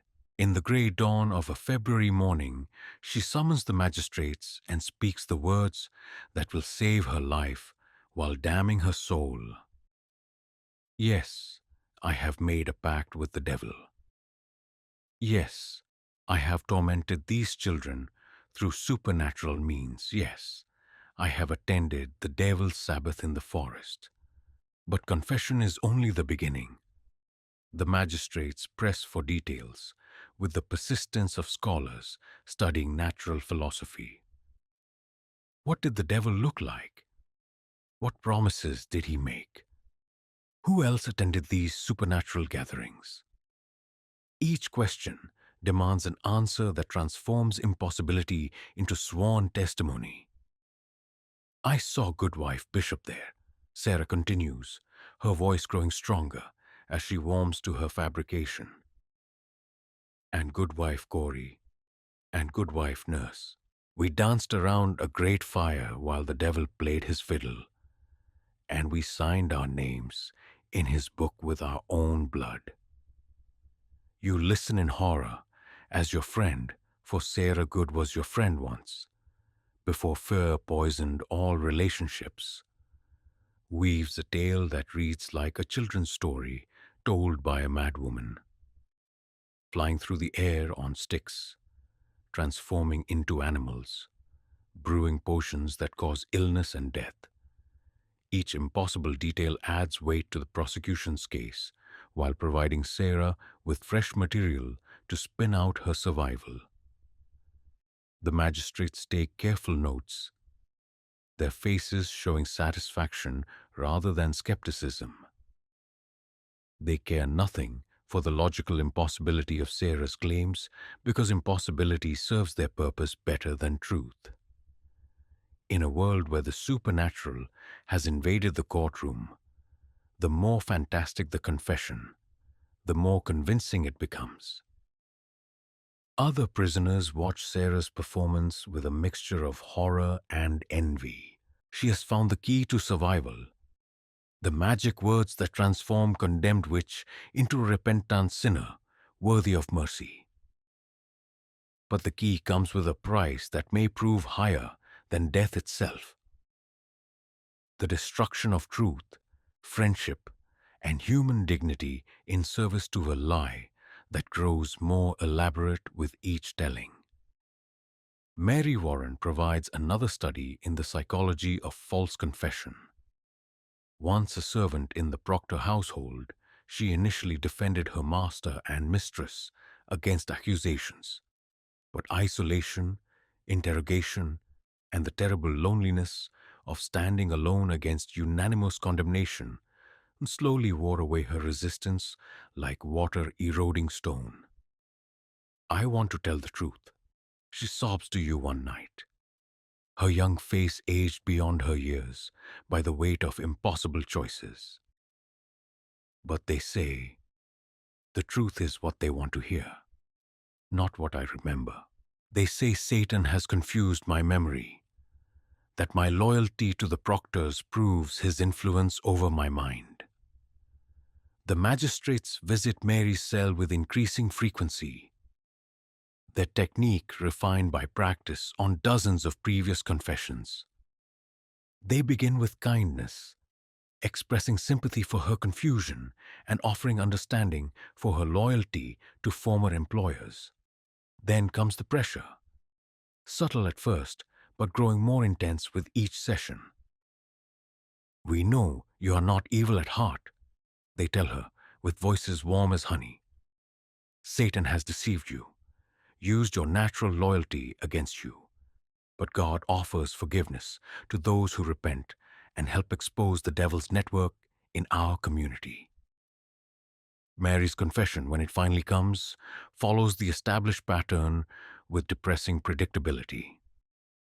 She admits to signing Satan's book, to attending supernatural gatherings, to using witchcraft against her neighbors, but her fabrications lack Sarah Good's imaginative flair. They sound like a school child reciting half-remembered lessons, mixing elements from other confessions into a patchwork narrative that satisfies the magistrate's appetite for corroboration. "I saw Goodwife Proctor there," Mary testifies, her voice barely audible above her own sobbing. "She commanded me to torment the children, promised me fine clothes and good food if I would serve her master. I was afraid to refuse." The confession process reveals its true purpose, not to discover truth, but to create a web of mutual accusation that justifies the entire proceedings. Each confession demands new names. Each new name requires fresh confession. Each fresh confession validates those that came before. The system feeds on itself like a serpent devouring its own tail, growing stronger with each act of self-consumption. You watch in fascination and horror as former friends and neighbors perform this dance of destruction, their confessions interweaving into a grand narrative of supernatural conspiracy that transforms Salem village into Satan's capital on earth. The accused become accomplices in their own persecution, their survival dependent on their willingness to sacrifice others to the same false mercy they seek for themselves. But perhaps the most tragic aspect of Salem's confession machine is how it transforms the confessors themselves. These women, broken by fear and isolation, begin to believe their own fabrications. The line between performance and reality blurs until they can no longer distinguish between what they remember and what they have confessed, between the lives they lived and the stories they have told to survive. In the deepest hours of night, when the jail lies silent except for the sound of weeping and whispered prayers, you sometimes hear the confessors practicing their testimonies, refining their stories, adding new details to make them more convincing. They have become authors of their own damnation, poets of supernatural evil, creators of a mythology that will outlive them all. The choice they offer you grows more tempting with each passing day. Confess to impossible crimes and live, or maintain your integrity and die. It seems simple enough. What are words against life itself? But you understand now that confession would not just save your body while damning your soul. It would make you complicit in the destruction of your community, a collaborator in the murder of truth itself. As you sit in your cell, watching the confessors practice their lies and listening to their whispered justifications, you face the most fundamental choice of your existence: whether to preserve your life by destroying everything that gives life meaning, or to preserve your integrity at the cost of everything else. The confessors have made their choice. Soon you must make yours. The cart lurches forward on the morning of your execution, its wooden wheels grinding against stones that seem to cry out in protest at their role in this procession of injustice. You sit with your hands bound behind your back, feeling every jolt and bump of the rough road that leads from Salem jail to the place they call Proctor's Ledge, a rocky outcropping that will soon be known to history as Gallows Hill. Beside you sits Rebecca Nurse, her 71-year-old frame made fragile by months of imprisonment, but her spirit still burning with quiet defiance. Her white hair, once neatly pinned beneath a proper cap, now hangs loose around her shoulders, like a banner of dignity in the face of indignity. She speaks no words of fear or regret, only quiet prayers that mix with the creaking of cart wheels and the distant sound of gathering crowds. The morning air carries the scent of summer, fresh grass, blooming flowers, the promise of harvest time that you will never see. It seems impossible that the world continues its natural cycles, while human justice has gone so thoroughly mad that birds still sing while innocent women ride toward their deaths, that children still play while their elders prepare to commit murder in God's name. Sheriff Herrick rides alongside your cart, his face showing the careful neutrality of a man who has learned to hide his thoughts behind professional duty.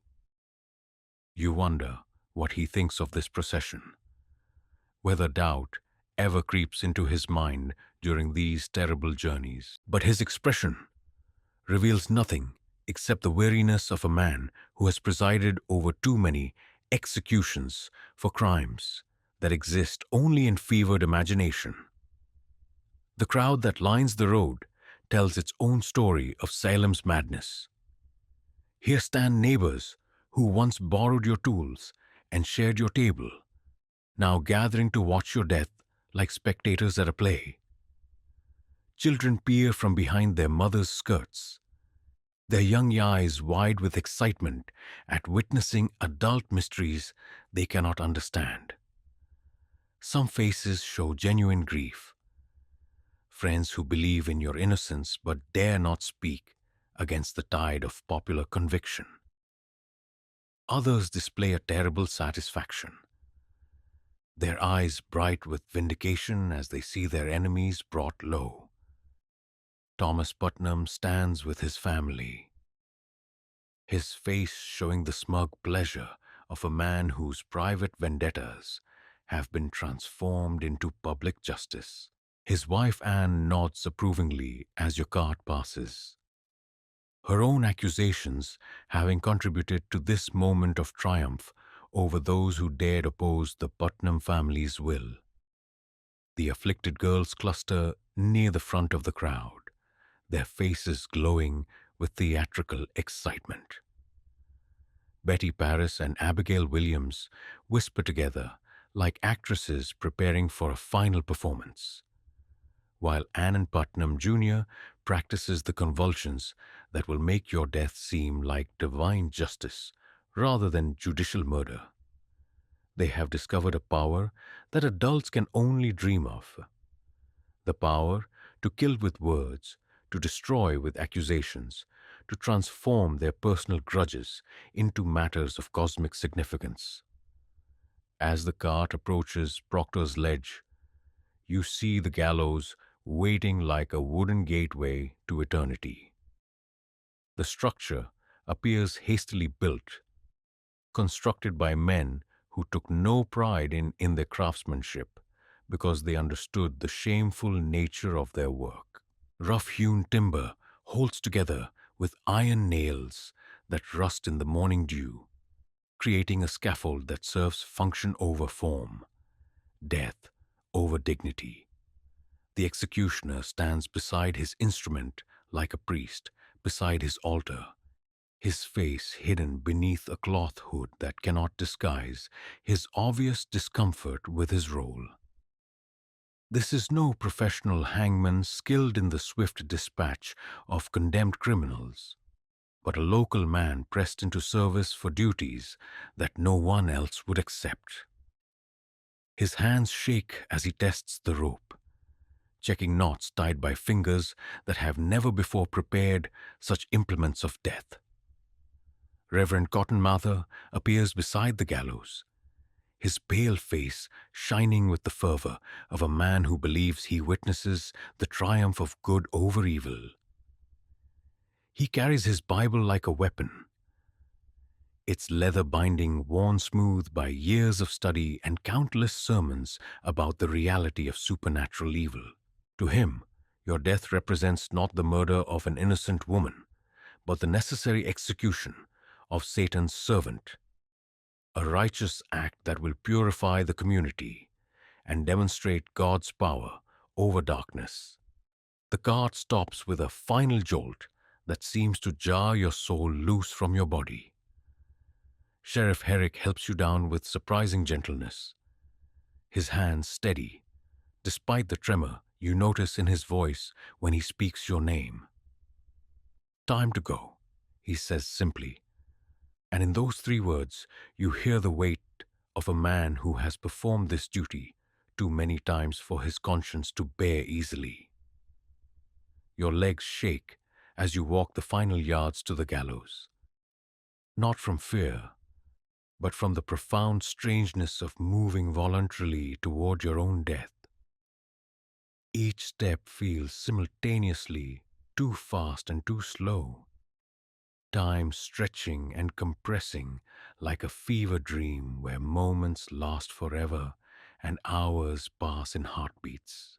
The crowd's murmur rises and falls like ocean waves, individual voices merging into a sound that resembles nothing so much as hungry animals waiting to be fed. Rebecca Nurse walks beside you with the dignity of a queen approaching her coronation rather than her execution. Her voice rises in prayer, not pleading for deliverance that will not come, but offering forgiveness for those who have condemned her. Father, forgive them, she whispers, her words barely audible above the crowd's noise, for they know not what they do. The biblical reference is intentional, drawing parallel between her death and that of Christ himself, transforming execution into martyrdom. The executioner approaches with obvious reluctance, his movements clumsy with inexperience and moral uncertainty. "Any last words?" he asks, his voice muffled by the hood that cannot hide his humanity. This is the moment when the condemned traditionally confess their crimes and beg forgiveness from God and community. But you have no crimes to confess except the crime of existing in a place where existence itself has become suspicious. "I am innocent of the charges against me," you declare, your voice carrying clearly across the suddenly quiet crowd. "I go to my death as I have lived my life, in service to God and in love for my neighbors, even those who have condemned me unjustly. May God forgive you all for what you do this day." Your words strike the crowd like cold water, breaking the spell of righteous satisfaction that has sustained them through this terrible morning. Some faces show doubt for the first time, uncertainty creeping into expressions previously convinced of your guilt. Children stop their excited chatter, sensing that something profound and terrible is happening that their young minds cannot fully grasp. But doubt proves insufficient to stop the machinery of execution once set in motion. The afflicted girls respond to your declaration of innocence with renewed convulsions, their bodies writhing as if your words inflict physical pain upon their tortured souls. "She torments us even now," shrieks Abigail Williams, her performance reaching new heights of theatrical anguish. "See how her spectre attacks us from the very gallows." The executioner places the rough hemp noose around your neck with hands that tremble like autumn leaves. The rope scratches against your skin like the claws of some predatory bird, its weight both heavier and lighter than you expected. Behind you, Rebecca Nurse continues her prayers, her voice steady and clear, despite the horror of the moment. "Into thy hands, O Lord, I commend my spirit," she says, and you take up the prayer with her, two voices joining in words that have comforted the dying for centuries. The crowd falls silent at the sound of your combined prayers, some perhaps remembering that they are about to witness the death of women who speak to God with the same words they themselves use in their most desperate hours. Reverend Martha steps forward to offer final spiritual counsel, but his words ring hollow in the morning air. "Confess your sins and find mercy," he urges, even at this late hour, hoping for admission of guilt that would validate the entire proceedings. "Acknowledge your compact with Satan and die shriven of your sins." "I have no compact with any save my Lord Jesus Christ," you reply with quiet firmness. "If I die this day, I die innocent of the charges brought against me, and I pray that God will receive my soul in peace." The executioner looks to Sheriff Herrick for instruction, clearly hoping for last-minute reprieve that will not come.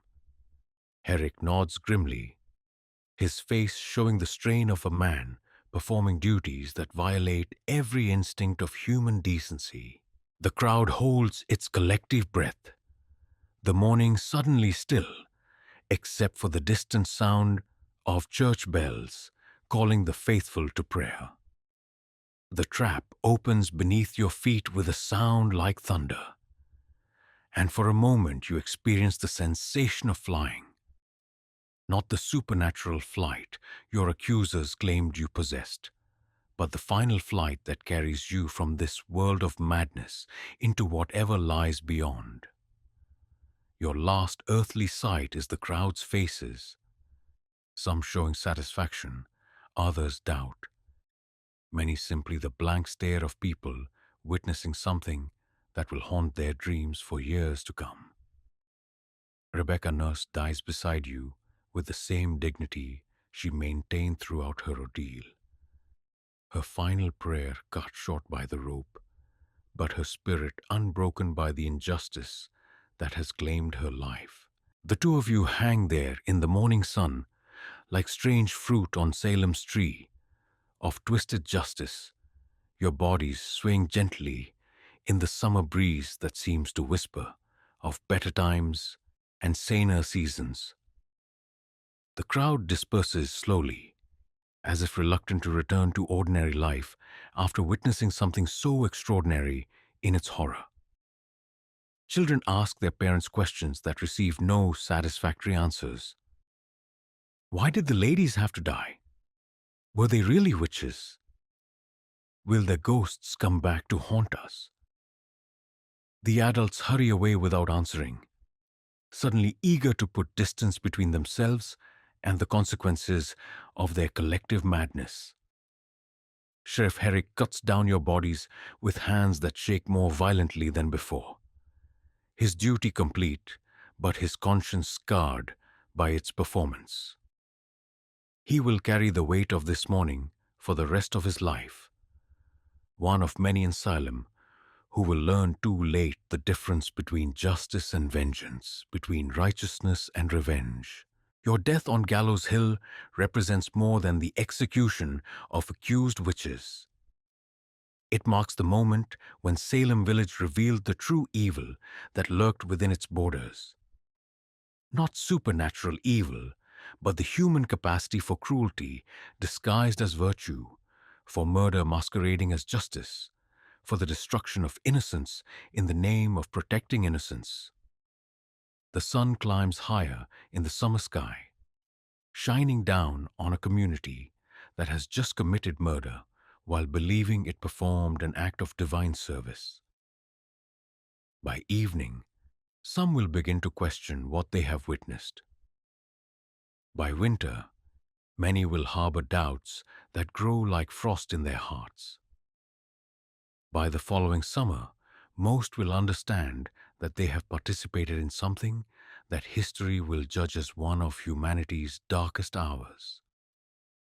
But understanding comes too late for you and Rebecca Nurse, whose only crimes were existing in the wrong place at the wrong time when fear overwhelmed reason and accusation became evidence. Your bodies hang on Gallows Hill as testimony to Salem's shame, silent witnesses to the moment when a community lost its soul in the desperate attempt to save it. The autumn wind that sweeps across Salem carries with it the scent of change, and with change, the first whispered doubts about the righteousness of the trials that have consumed the community like a fever. It begins with small things. A merchant in Boston questioning the reliability of spectral evidence. A minister in Cambridge wondering aloud whether the devil might deceive the righteous as easily as the wicked. A magistrate's wife waking from nightmares about innocent blood crying from the ground. You are dead. Your body, long since buried in an unmarked grave that offers no comfort to your family. But your story continues in the consciences of those who condemned you. The machinery of accusation that seemed so unstoppable during the summer months begins to show signs of fatal weakness when its reach extends beyond the powerless and touches those who consider themselves untouchable. The moment of transformation comes when the afflicted girls, drunk on their own power and convinced of their invincibility, make a fatal error. They accuse Lady Mary Phipps, wife of Massachusetts Governor William Phipps. The accusation falls into the courtroom like a stone into still water, sending ripples of shock through an establishment that had previously supported the trials without question. Governor Phipps, who has been absent on military campaigns while his province descended into madness, returns to find his own wife branded as a servant of Satan. The man who once endorsed the trials as necessary measures against supernatural evil suddenly discovers the personal cost of spectral evidence when it targets his own household. His transformation from supporter to skeptic happens with the speed of lightning striking a weather vane. These proceedings have gone too far, he declares in a private meeting with Deputy Governor Stoughton, his voice carrying the authority of one who has finally awakened to the monster he helped create. When the accusations reach the governor's mansion, we must question whether they reach anyone with justice. But Phipps is not alone in his newfound skepticism. Across Massachusetts, prominent ministers who once endorsed the trials begin to voice quiet doubts about their methods and conclusions. Increase Mather, father of the zealous Cotton Mather and one of New England's most respected theological authorities, publishes a work that questions the reliability of spectral evidence with devastating precision. It were better that 10 suspected witches should escape, Mather writes, than that one innocent person should be condemned. The words strike like hammer blows against the foundation of Salem's justice, undermining the very premise upon which the trials have been built. If spectral evidence cannot be trusted, if the invisible world might deceive even the righteous, then what becomes of the 20 lives already lost and the dozens more awaiting trial? The establishment's crisis of faith spreads like plague through Salem's corridors of power. Magistrates who once competed to show their zeal in condemning witches now quietly distance themselves from proceedings they once championed. Ministers who preached about the reality of Satan's presence in their community begin delivering sermons about the dangers of false accusation and the necessity of extreme caution in matters of life and death.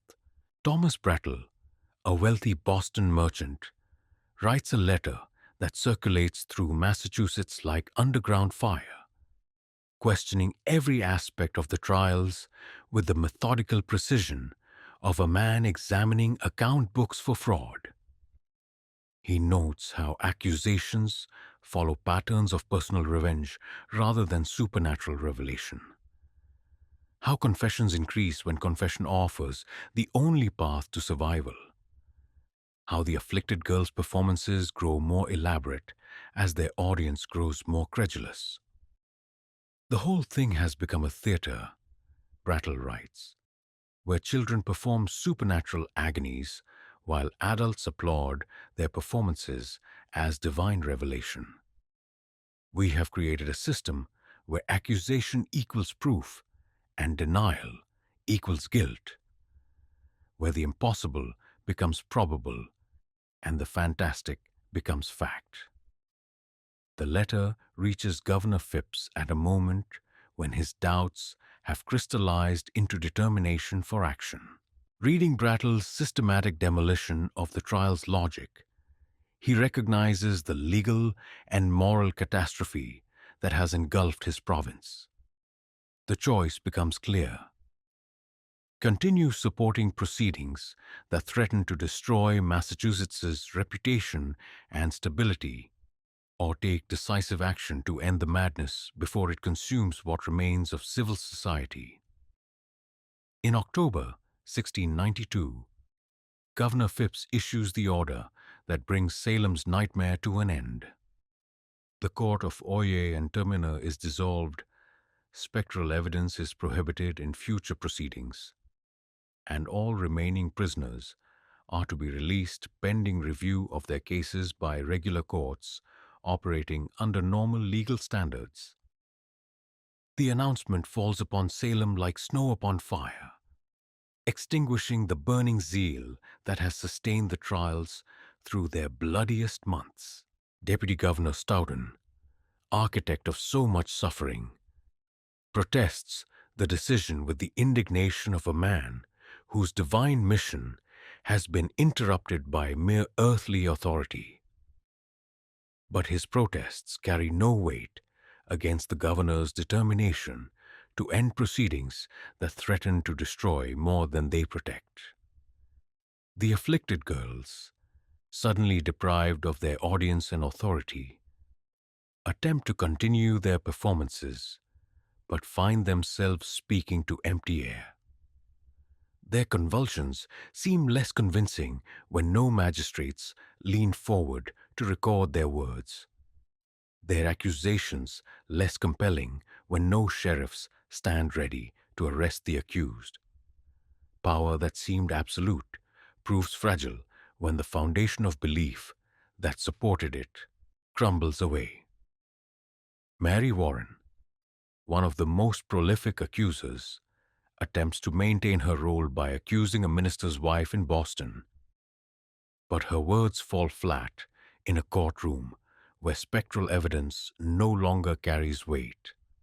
Ann Putnam Jr. continues claiming supernatural visions, but her audience has dispersed to deal with more pressing concerns than the imaginary torments of attention-seeking children.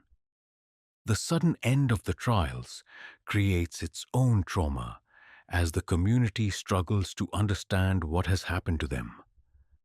Families emerge from months of terror to find their neighborhoods transformed into graveyards of reputation and relationship. Survivors of Salem jail return to homes that feel foreign, their bodies weakened by imprisonment and their spirits scarred by experiences that defy rational explanation. The accusers themselves face a reckoning as severe as any judgment they imposed upon their victims. Some, like the Putnam family, retreat into sullen silence, unable to acknowledge their role in the catastrophe, yet unwilling to accept responsibility for its consequences. Others attempt to rationalize their actions by claiming they were deceived by Satan, making themselves victims of the same supernatural forces they once claimed to combat. Reverend Samuel Parris, whose household spawned the initial accusations, finds his position in Salem village untenable as parishioners demand his removal for his role in promoting the trials. His sermons, once filled with righteous anger against supernatural evil, become defensive explanations of decisions that seem increasingly inexplicable with each passing day. The judges, who presided over the trials, face their own crisis of conscience as they confront the possibility that they have murdered innocent people in the name of divine justice. Some, like Samuel Sewall, will eventually offer public acknowledgement of error and request forgiveness from their community. Others, like William Stoughton, will maintain their righteousness to the grave, insisting that only political interference prevented them from completely destroying Satan's influence in Massachusetts. But perhaps the cruelest irony of Salem's end is how quickly the community moves to forget what it has experienced. The same neighbors who pointed accusing fingers at their friends now act as if nothing unusual has happened. The same magistrates who condemned innocents now handle ordinary legal matters with restored confidence in their judgment. The tide has turned, but it leaves behind a landscape of devastation that will take generations to heal. 20 people are dead, dozens more permanently scarred by imprisonment and accusation. and an entire community has learned something terrible about itself that it would prefer to forget. The trials may have ended, but their legacy will haunt Salem and America for centuries to come. In the wake of Salem's madness, a question lingers like smoke from burned bridges. How does a community reconcile with its own capacity for evil? How do neighbors who try to murder neighbors in the name of righteousness learn to live together again? How does a society rebuild trust after trust has been murdered along with the innocent?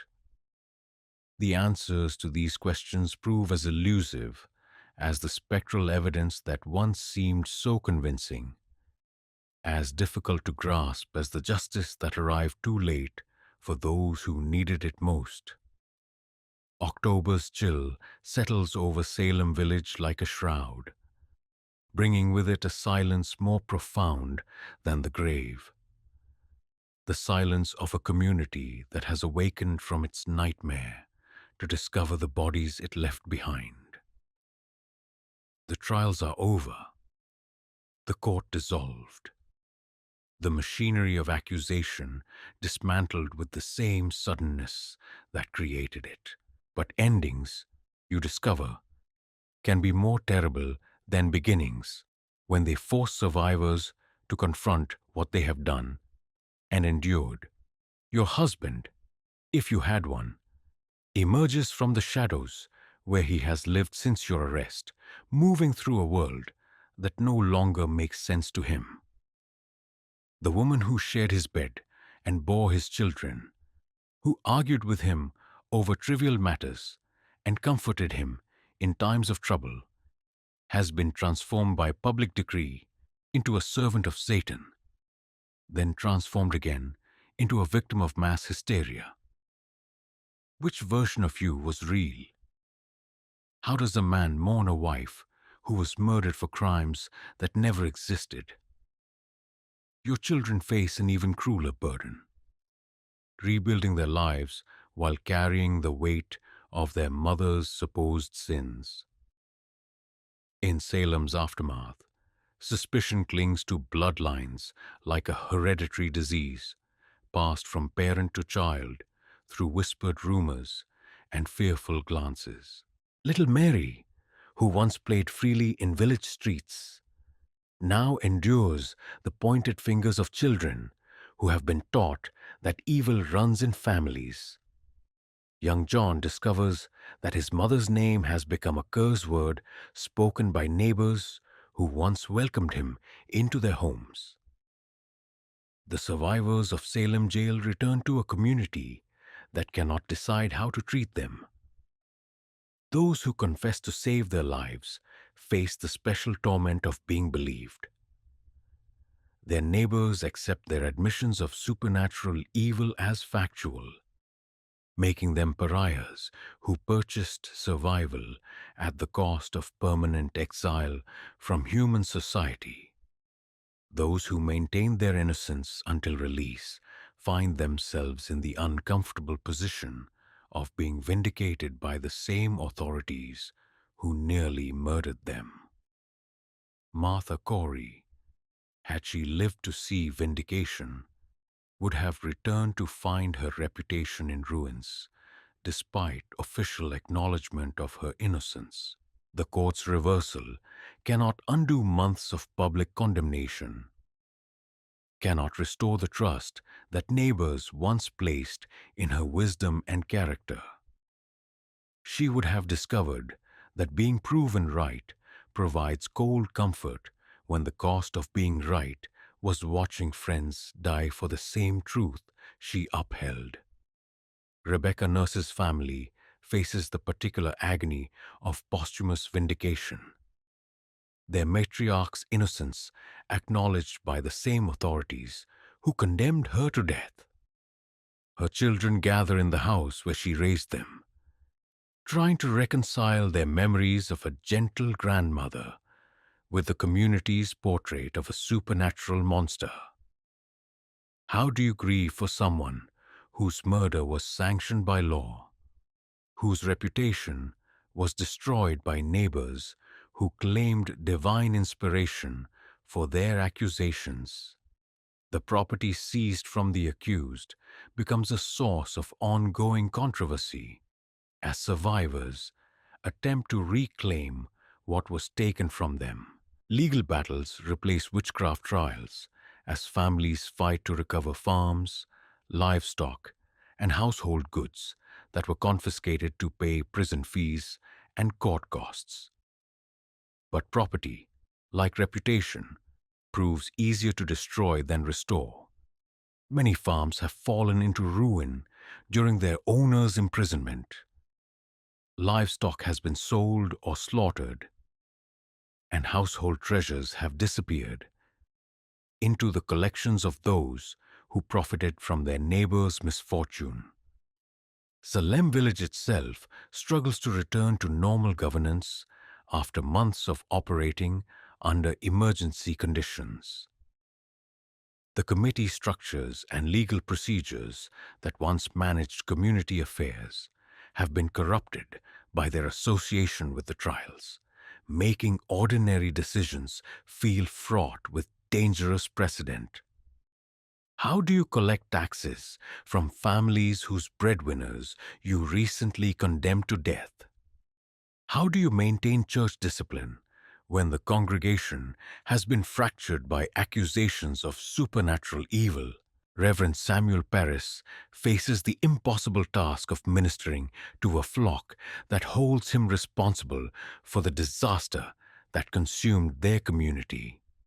His sermons, once focused on exposing hidden evil among his parishioners, now attempt damage control as he struggles to explain how divine revelation led to such obviously unjust conclusions. The parsonage where Betty Paris and Abigail Williams first displayed their supernatural afflictions becomes a symbol of the trial's origin. A house haunted not by specters, but by the memory of accusations that destroyed lives. The afflicted girls, suddenly deprived of their audience and authority, attempt to resume normal childhood, but find normalcy impossible after tasting the intoxicating power of life and death. Betty Paris retreats into sullen silence. Her performance is ended, but her spirit broken by the weight of what she has witnessed and caused. Abigail Williams leaves Salem entirely, her name too notorious for the community to bear, disappearing into historical obscurity as completely as if she had never existed. Ann Putnam Jr. continues claiming supernatural visions, but her audience has disappeared to deal with more pressing concerns than the imaginary torments of a child whose accusations once carried the force of law. She grows into adolescence bearing the burden of having sent neighbors to their deaths. Her childhood games having had consequences she was too young to understand when she began playing them. The parents of the afflicted girls face their own reckoning as they struggle to understand their role in the catastrophe. Thomas Putnam, whose grudges and ambitions fed into his daughter's accusations, must confront the possibility that he used his child as a weapon against his enemies. The realization comes slowly, like dawn breaking over a battlefield, revealing the true cost of victories purchased with innocent blood.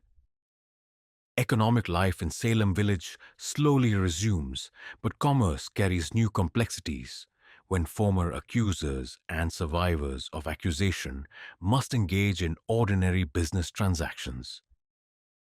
How do you buy grain from a man whose testimony nearly sent you to the gallows? How do you sell livestock to a family whose property you try to have confiscated? Trust, the fundamental currency of any community, has been so thoroughly debased that simple transactions become fraught with historical grievance. The physical evidence of the trials begins to disappear as the community attempts to erase reminders of its collective madness. Court records are quietly archived, jail cells are cleaned and returned to normal use, and Gallows Hill is avoided by tacit community agreement. The scaffold that once stood as a monument to righteousness is dismantled board by board, its timber repurposed for less notorious construction projects. But some evidence proves impossible to erase. Your grave, unmarked and unconsecrated, remains a silent testament to Salem's shame, a wound in the earth that refuses to heal cleanly. Families know where their loved ones lie buried, but public acknowledgement of these burial sites would require admitting that innocents were murdered, a truth too painful for the community to bear.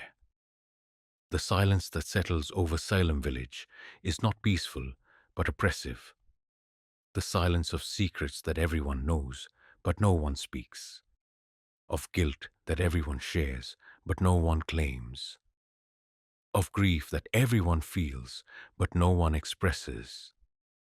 It is the silence of a community that has learned something terrible about itself and chosen amnesia over acknowledgement, forgetting over forgiveness. In this silence, the dead remain dead but not at rest, their memories floating through Salem like morning mist, visible but intangible, present but unacknowledged.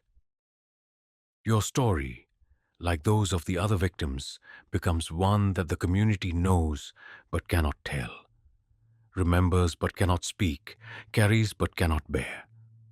The trials are over, but the real reckoning, with memory, with guilt, with the human capacity for evil disguised as righteousness, has only just begun. And in that reckoning, the silence proves more damning than any accusation ever spoken in Salem's courts of spectral evidence. 5 years pass like seasons of penance over Salem village, each winter bringing fresh reminders of the graves that mark the community's shame, each summer blooming with the bitter knowledge of innocence destroyed. The trials have ended, but their echoes reverberate through every aspect of daily life, transforming ordinary interactions into careful negotiations around unspoken truths that everyone knows but no one acknowledges. Walk through Salem village in 1697, and you will find a community that has mastered the art of collective amnesia while being haunted by perfect memory.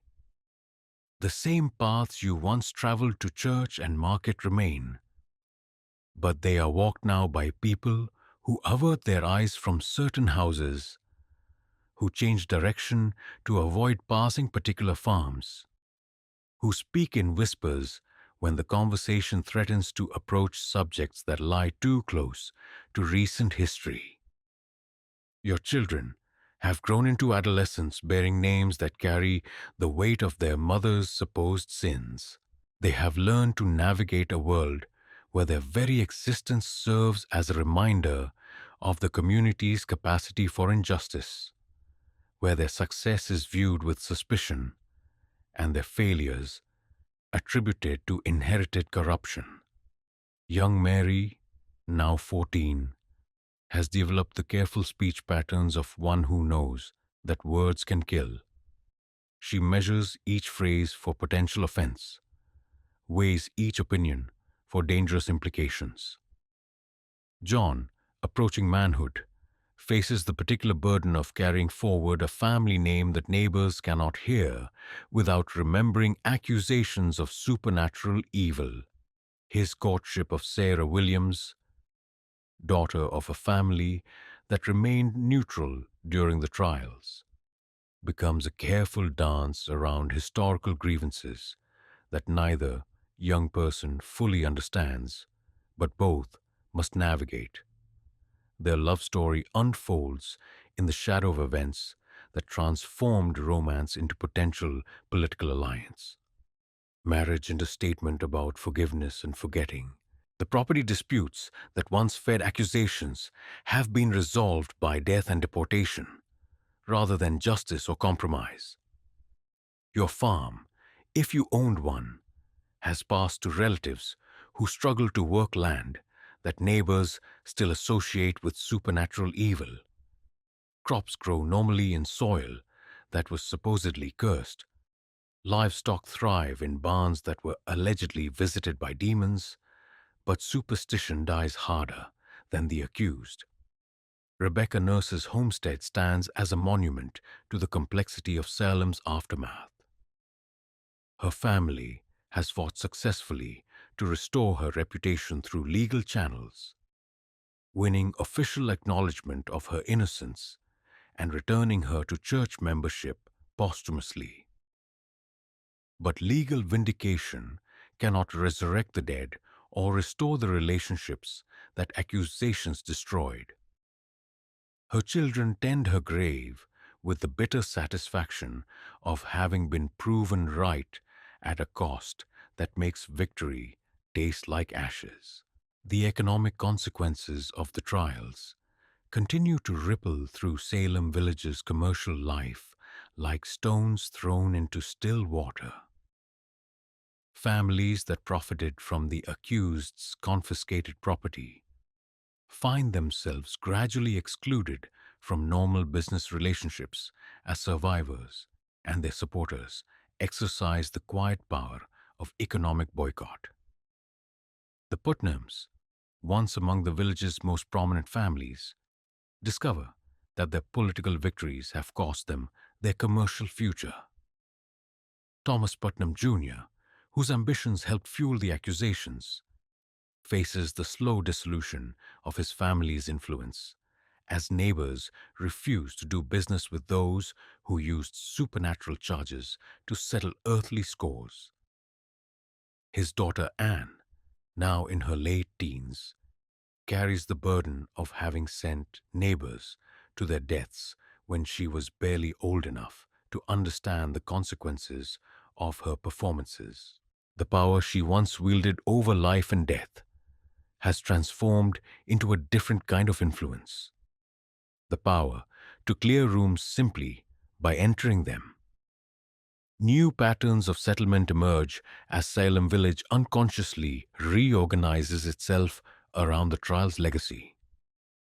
Families connected to the accused cluster together in informal communities of shared experience, while those who supported the trials retreat into defensive enclaves where their actions can be justified rather than questioned. The village fractures along lines of historical grievance that run deeper than property boundaries or religious differences. Church attendance, once mandatory for all residents, becomes a careful choreography of avoidance and accommodation. Reverend Parris's position becomes untenable as parishioners demand his removal for his role in promoting the trials. But his departure in 1697 brings little healing to a congregation fractured by mutual accusations of supernatural evil. His replacement faces the impossible task of ministering to a flock that includes both survivors of Salem jail and those who put them there.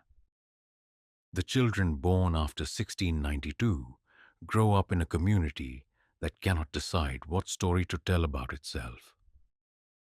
Parents struggle to explain why certain families are avoided, why particular names are spoken in whispers, why their neighbors sometimes wake screaming in the night. The official silence around the trials creates an information vacuum filled by rumor, legend, and gradually distorted memory. Some survivors leave Salem Village entirely, unable to bear daily reminders of their persecution or unwilling to forgive those who condemned them. They carry their stories to other communities, becoming living testimonies to the dangers of mass hysteria and spectral evidence. Their migration spreads awareness of Salem's tragedy beyond Massachusetts, contributing to a growing skepticism about witchcraft prosecutions throughout the colonies. Others remain, determined to reclaim their place in a community that tried to destroy them. Sarah Good's surviving family members endure the particular burden of her coerced confession. Living in a society that believes their matriarch admitted to supernatural evil, while understanding that her confession was extracted through psychological torture. They face daily decisions about whether to challenge their neighbors' assumptions or accept the comfortable fiction that preserves social peace. Martha Corey's husband Giles, who was pressed to death for refusing to enter a plea, becomes a folk hero among those who opposed the trials. A man who died protecting his property and principle from a corrupt legal system. His farm becomes a pilgrimage site for those seeking to honor resistance to tyranny, but also a source of ongoing controversy as neighbors debate whether his refusal to cooperate represented heroism or obstinacy.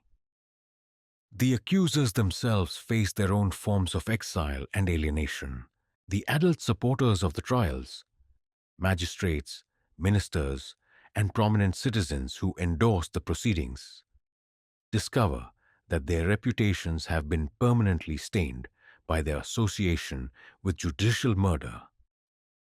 Some, like Judge Samuel Sewall, eventually offer public acknowledgement of error and requests for forgiveness. Others maintain their righteousness to the grave, insisting that only political interference prevented them from completely destroying Satan's influence in Massachusetts. Trade relationships suffer as Salem Village's reputation spreads throughout New England and beyond. Merchants from other communities approach Salem traders with caution, uncertain whether they are dealing with representatives of a reformed community or agents of the same madness that produced the trials.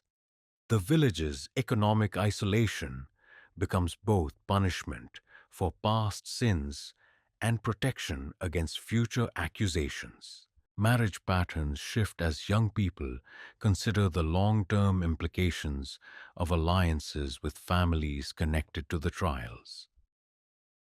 Courtship becomes an exercise in genealogical investigation as potential partners examine each other's family histories for evidence of involvement in accusations or persecution.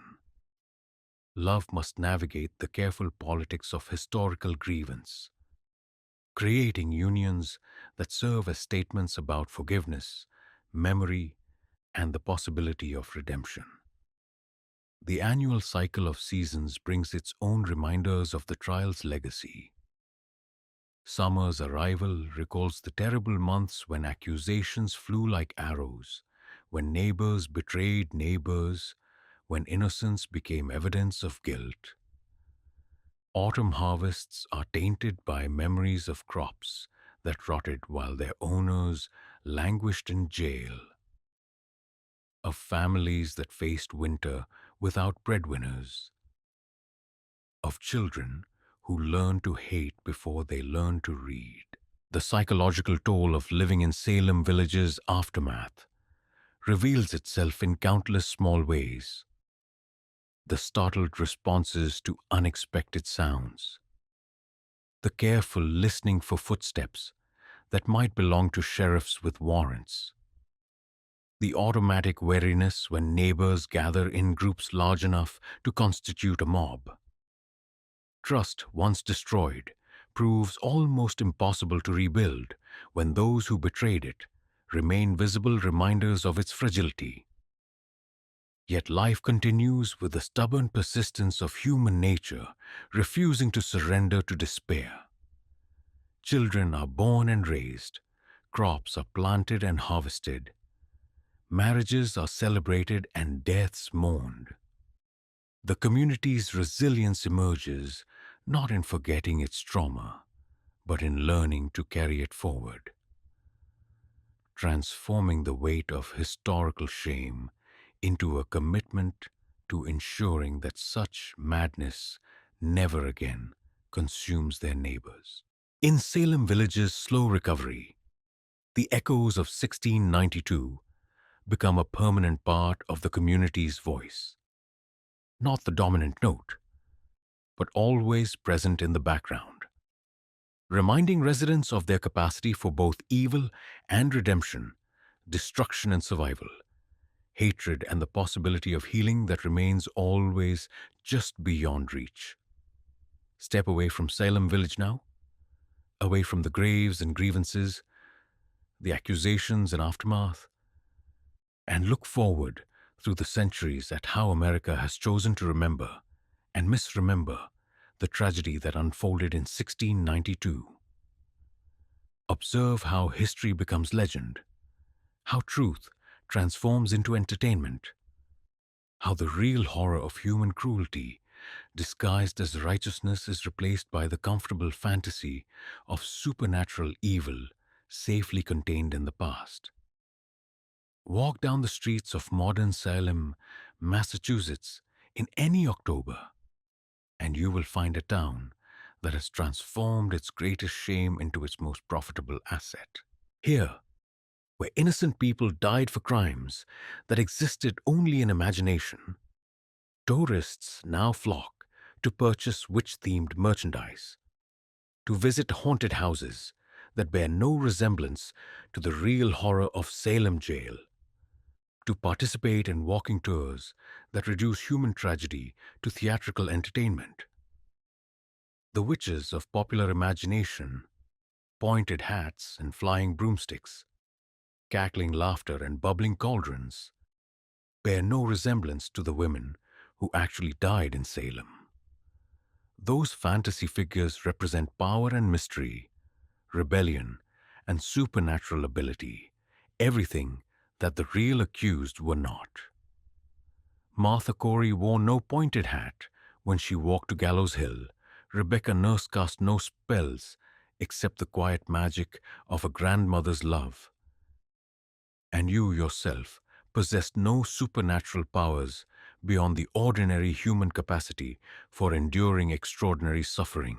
Hollywood's witches soar through moonlit skies on broomsticks that were, in historical reality, mundane household tools used for sweeping floors and maintaining the domestic order that defined women's lives in Puritan society.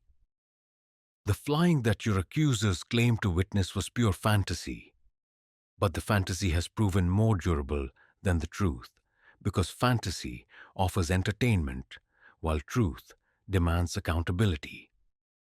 The pointed hat that crowns every commercial witch costume has its origins not in Salem but in centuries of European folklore that transformed wise women and herbalists into figures of fear and fascination.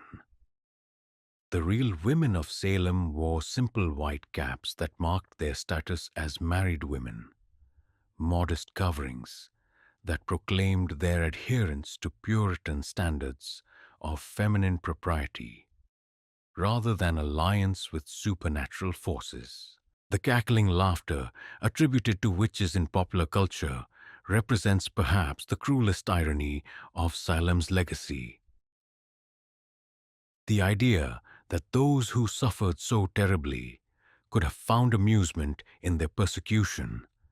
The women who died in 1692 wept rather than laughed, prayed rather than cursed, maintained their innocence rather than reveling in their supposed guilt.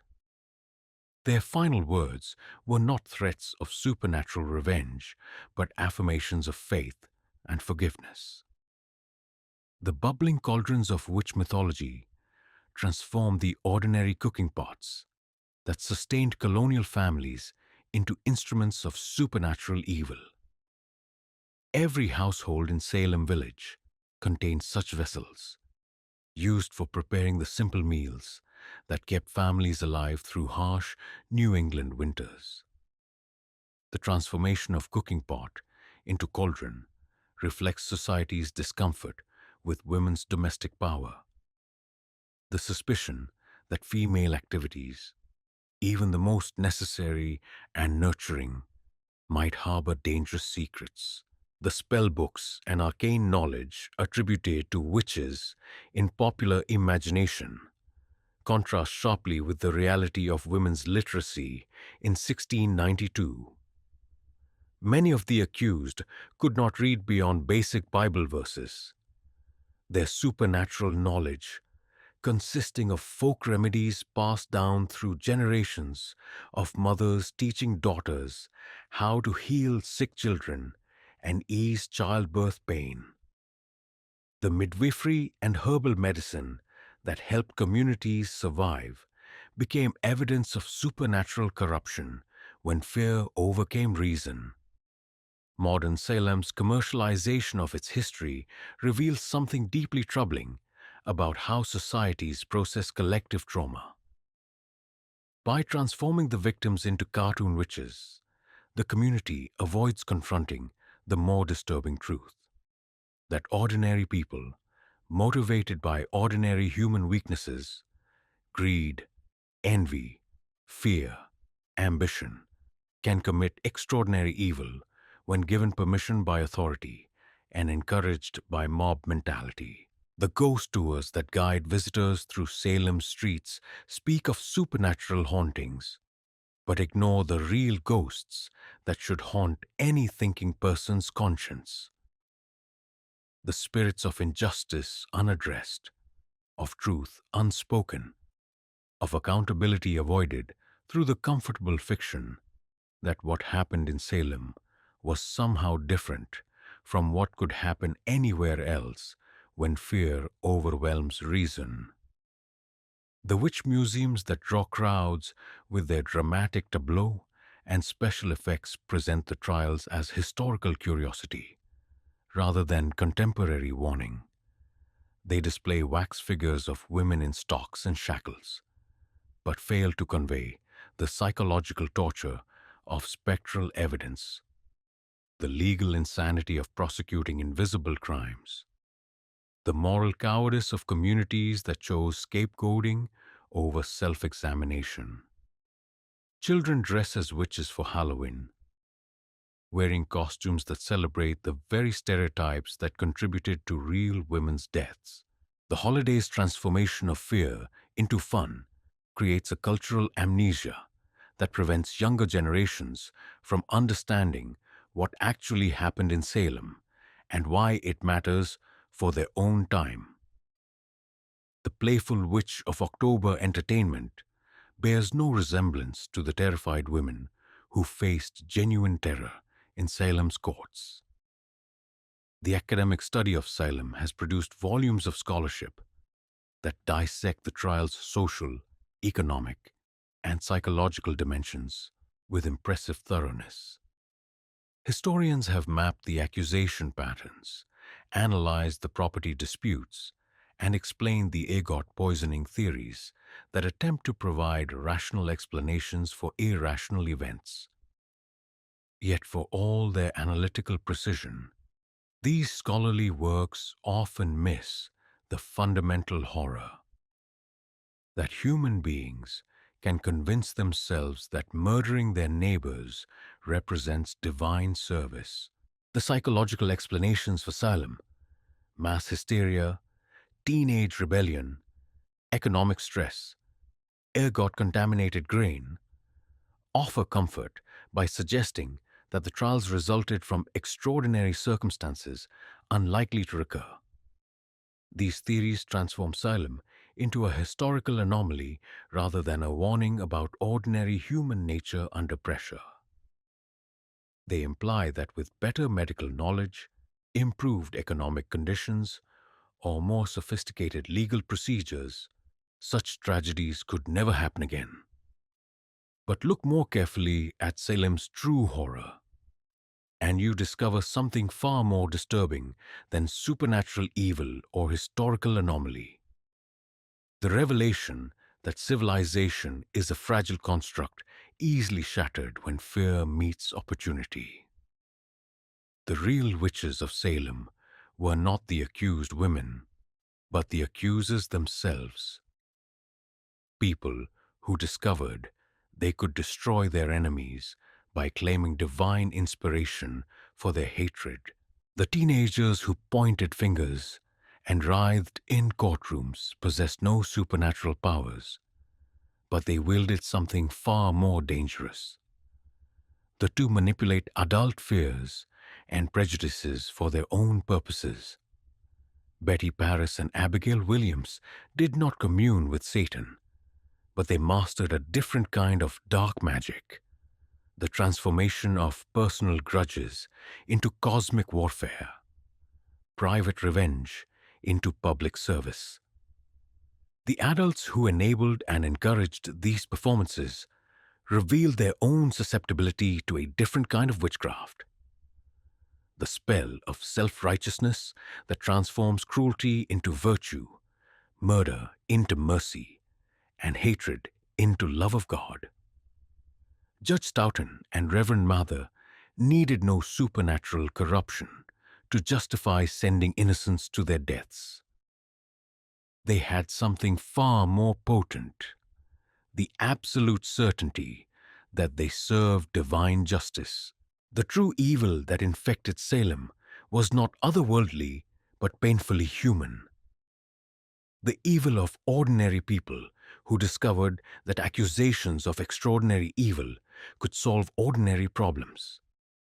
Property disputes became evidence of supernatural conspiracy. Personal grudges transformed into religious duty, and social climbing disguised itself as spiritual warfare. The real tragedy of Salem lies not in 20 deaths, though each represents an irreplaceable loss, but in the demonstration that any community, under sufficient pressure, can convince itself that murdering its most vulnerable members serves the common good. The witch hunts revealed not the presence of supernatural evil, but the absence of supernatural protection against human nature's darkest impulses. Consider how easily Salem's community abandoned the fundamental principles of justice that supposedly governed their society. The presumption of innocence vanished when accusation became proof. The right to confront accusers disappeared when spectral evidence took precedence over physical testimony. The protection against self-incrimination dissolved when confession became the only path to survival. The legal innovations that enabled Salem's tragedy: spectral evidence, coercive confession, assumption of guilt, represent not historical curiosities, but techniques that recur whenever societies decide that emergency justifies abandoning ordinary protections for the accused. The specific supernatural context may have been unique to its time, but the underlying dynamic, the use of extraordinary fear to justify extraordinary measures, remains eternally relevant. The commercial witch of modern Salem, with her painted green skin and theatrical cackle, serves as a distraction from the real witches who still walk among us.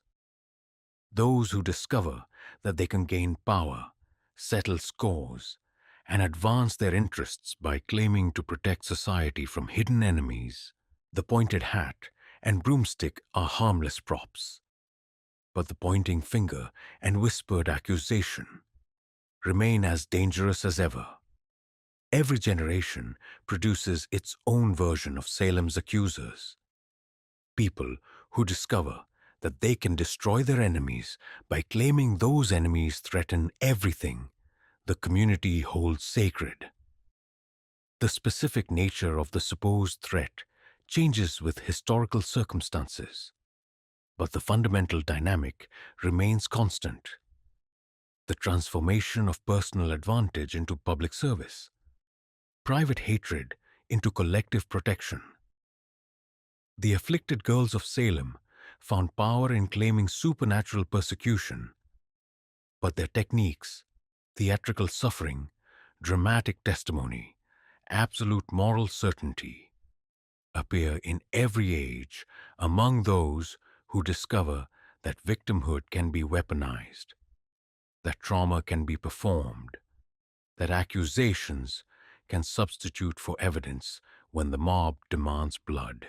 The magistrates and ministers who enabled Salem's tragedy convinced themselves they served divine justice, but their motivations, the desire to appear righteous, the fear of appearing soft on evil, the intoxication of wielding life and death power, drive authority figures in every era who discover that extraordinary measures can solve extraordinary problems while providing extraordinary satisfaction. The neighbors who pointed fingers and whispered accusations found in Salem's trials an opportunity to settle old scores while claiming moral superiority. But their impulses, envy disguised as righteousness, revenge masquerading as justice, cowardice hiding behind collective action, motivate people in every time and place who discover that destroying others can feel like purifying themselves. The real horror of Salem was not that it happened in 1692, but that it revealed eternal truths about human nature that no amount of progress or enlightenment can permanently overcome. The witch in the mirror is not a supernatural creature from the distant past, but the ordinary person looking back at us, capable under the right circumstances of becoming both accuser and accused, persecutor and victim, hero and monster. Salem's legacy should serve not as entertainment, but as warning, not as historical curiosity, but as contemporary mirror, not as evidence of how far we have come, but as reminder of how quickly we can fall. The real witches of Salem were not the women who died, but the community that killed them. And that community looks remarkably like every community that has ever existed, including our own. In the end, Salem's greatest tragedy may be how successfully it has been transformed from warning into entertainment, from mirror into costume, from uncomfortable truth about human nature into comfortable fantasy about supernatural evil safely contained in the past. The pointed hat and broomstick have become symbols of power and rebellion, but the real symbols of Salem, the pointing finger and the willing mob, remain as relevant today as they were 3 centuries ago. The witch in the mirror shows us not what we fear to become, but what we already are, capable of extraordinary evil disguised as extraordinary good, of murdering our neighbors while convincing ourselves we serve divine justice, of becoming monsters while maintaining our conviction that we remain fully human. As you stand at the threshold between life and death, between innocence and a guilt you can never possess, you understand something that your accusers, in all their certainty and righteousness, cannot grasp. The real evil that has consumed Salem village has nothing to do with supernatural forces and everything to do with the human capacity for self-deception disguised as divine service. You know, with the clarity that comes only to those who have lost everything except truth, that you have witnessed not the triumph of good over evil, but the transformation of ordinary human weaknesses into extraordinary human cruelty. The devil that your neighbors fear and hunt does not exist in the supernatural realm they imagine. He lives in their hearts, wearing the mask of righteousness while performing the work of destruction. From your cell in Salem jail, from the dock in Salem's courtroom, from the cart that carries you to Gallows Hill, you see what the afflicted girls cannot see. That their power comes not from supernatural sensitivity, but from the community's desperate need to believe that evil exists outside themselves.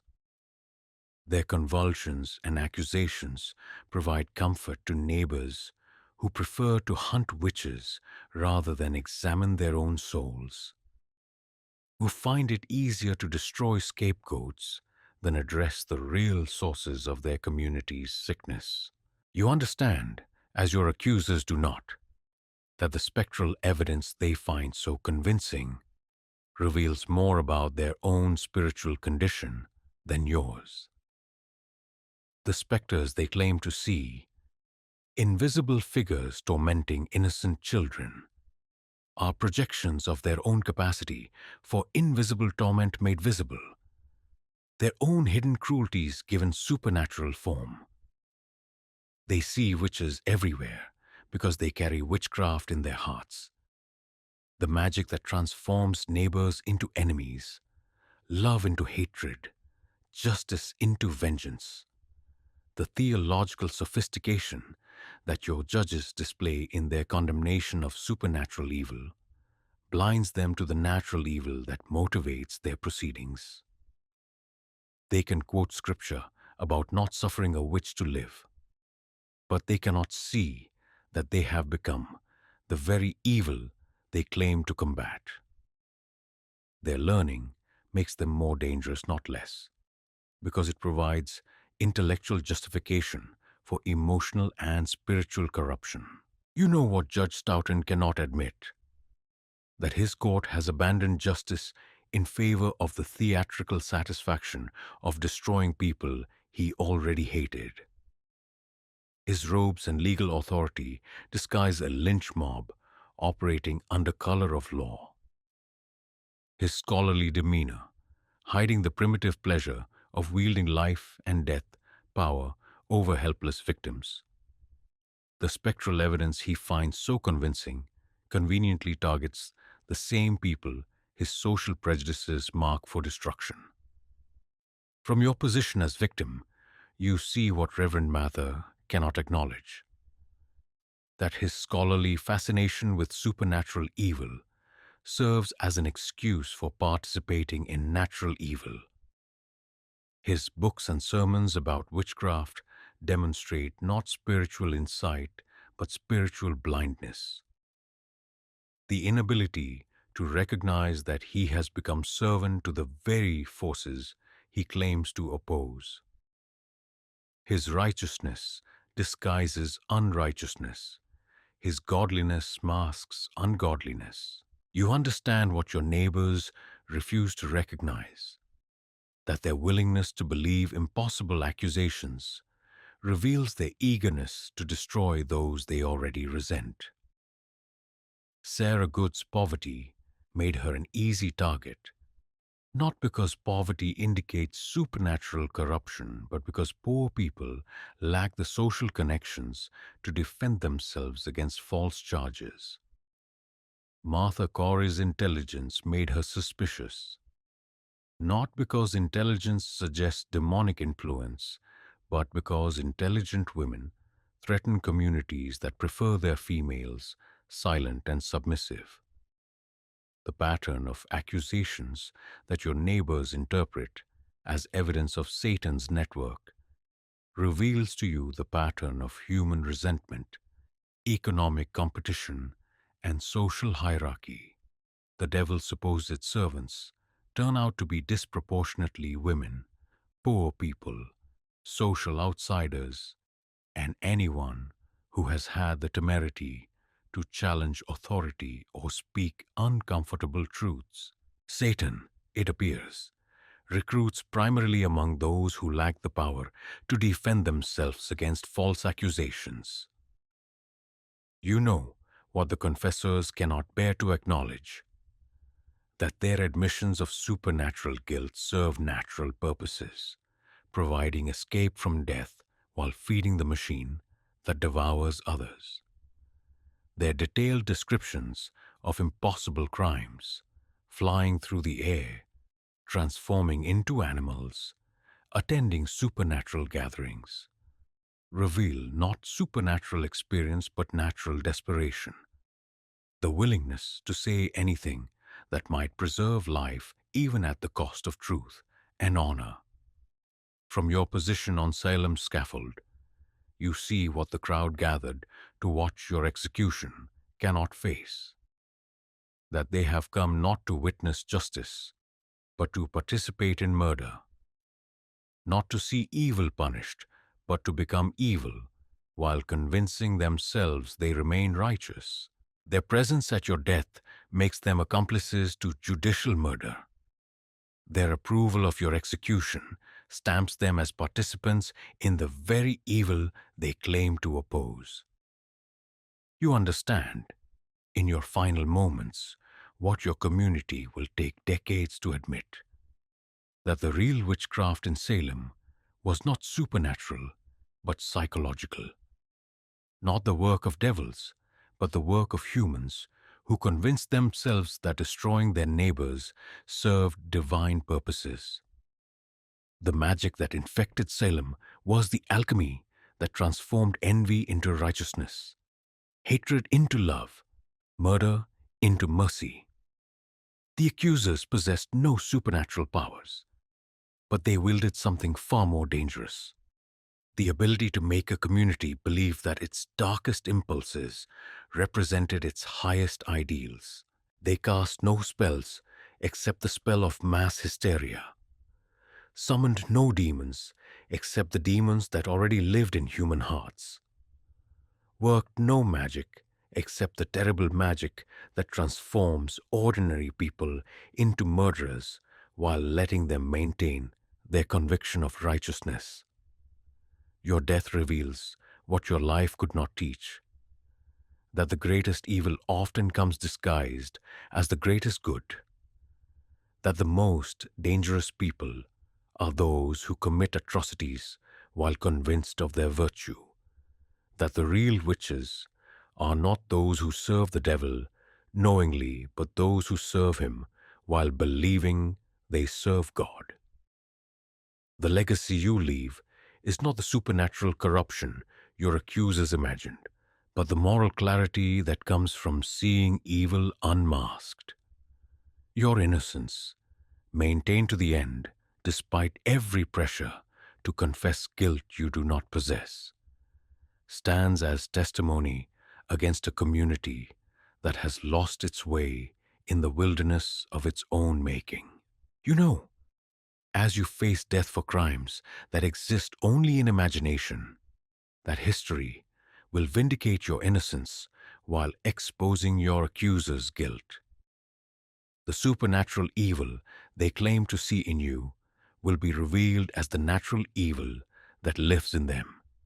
The witchcraft they attribute to your service of Satan will be understood as their own service to forces they cannot name or acknowledge. Your final gift to a community that has rejected you is the truth they refuse to see: that the real horror of Salem lies not in supernatural evil but in human evil disguised as supernatural good, not in the power of darkness but in the power of light corrupted, not in the work of the devil but in the work of people who convinced themselves they were doing God's will while performing Satan's service. The pointed finger and whispered accusation that condemned you will remain long after your body has returned to dust. But so will the truth you carried to the grave, that the real witches of Salem were not those who died, but those who killed. Not those who were accused, but those who accused. Not those who served evil knowingly, but those who served evil while convinced they served good. In Salem's aftermath, as the community struggles to understand what it has done and why, your voice will echo from the grave with the clarity of absolute truth, that the greatest evil is often committed by those who are most convinced of their righteousness, that the most dangerous people are those who wrap their hatred in the flag of virtue, that the real witches are those who burn witches while believing themselves to be servants of light. Your death serves not Salem's purification, but its condemnation, not the triumph of good over evil, but the revelation that evil and good can be confused when fear overwhelms wisdom. Hatred disguises itself as love, and communities lose their way in the darkness of their own making.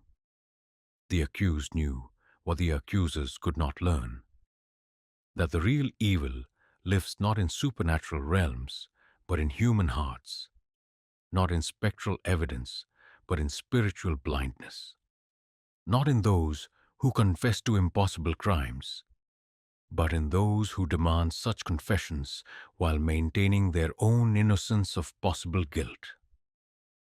Now step forward through time, from the gallows of 1692 to the streets of modern Salem, where October brings tourists seeking thrills from a tragedy that should bring tears. Walk among the crowds buying witch-themed merchandise, the children wearing pointed hats and carrying plastic broomsticks, the adults photographing themselves beside monuments to horrors they have transformed into entertainment. Here, where you died for crimes that existed only in imagination, gift shops sell what once brought death. The pointed hat that adorns every witch costume was never worn by Salem's accused. They went to their graves wearing simple white caps that marked them as faithful wives and mothers, not servants of supernatural evil. The cackling laughter that echoes from Halloween decorations never passed the lips of women who died with prayers rather than curses, forgiveness rather than threats of revenge. The transformation of Salem's tragedy into Salem's tourism reveals something deeply troubling about how societies process collective trauma. By turning victims into cartoon witches, the community avoids confronting the more disturbing truth that ordinary people, motivated by ordinary human weaknesses, can commit extraordinary evil when given permission by authority and encouraged by mob mentality. Stand in modern Salem's crowded streets and ask yourself, what would you have done in 1692? Would you have been among the accusers, swept up in the community's hysteria, and convinced that your neighbors consorted with devils? Would you have joined the crowds, watching executions, finding satisfaction in the destruction of people whose only crime was existing in the wrong place at the wrong time? Or would you have been among the accused, condemned for the sin of independence, the crime of difference, the fault of vulnerability? The comfortable distance of centuries makes it easy to imagine ourselves among the innocent victims rather than the guilty persecutors. But Salem's real lesson lies in recognizing how quickly victim and persecutor can exchange places when fear overwhelms reason. The pointing finger that condemned Martha Corey could have pointed at anyone. The accusations that destroyed Rebecca Nurse could have targeted any neighbor. The spectral evidence that justified your death could have been fabricated against any member of the community. Salem's tragedy was not that it happened in 1692, but that it revealed eternal truths about human nature that no amount of progress or enlightenment can permanently overcome. The witch hunt represents not historical anomaly, but historical constant. The recurring human tendency to solve internal problems by identifying external enemies, to achieve unity through exclusion, to find meaning through the destruction of designated others. Every generation produces its own version of Salem's accusers. People who discover they can gain power, settle scores, and advance their interests by claiming to protect society from hidden enemies. The specific nature of the supposed threat changes with historical circumstances. Witches become communists, communists become terrorists, terrorists become whatever scapegoat serves the political needs of the moment. But the fundamental dynamic remains constant. The afflicted girls of Salem found power in claiming supernatural persecution, but their techniques appear in every age among those who discover that victimhood can be weaponized, that trauma can be performed, that accusations can substitute for evidence when the mob demands blood. Their theatrical convulsions have been replaced by different performances, but the underlying psychology, the transformation of attention seeking into life and death power, remains eternally relevant. The magistrates and ministers who enabled Salem's tragedy convinced themselves they served divine justice, but their motivations drive authority figures in every era who discover that extraordinary measures can solve extraordinary problems while providing extraordinary satisfaction. Judge Stoughton's willingness to accept spectral evidence finds echoes in every court that lowers its standards of proof when public fear demands quick convictions.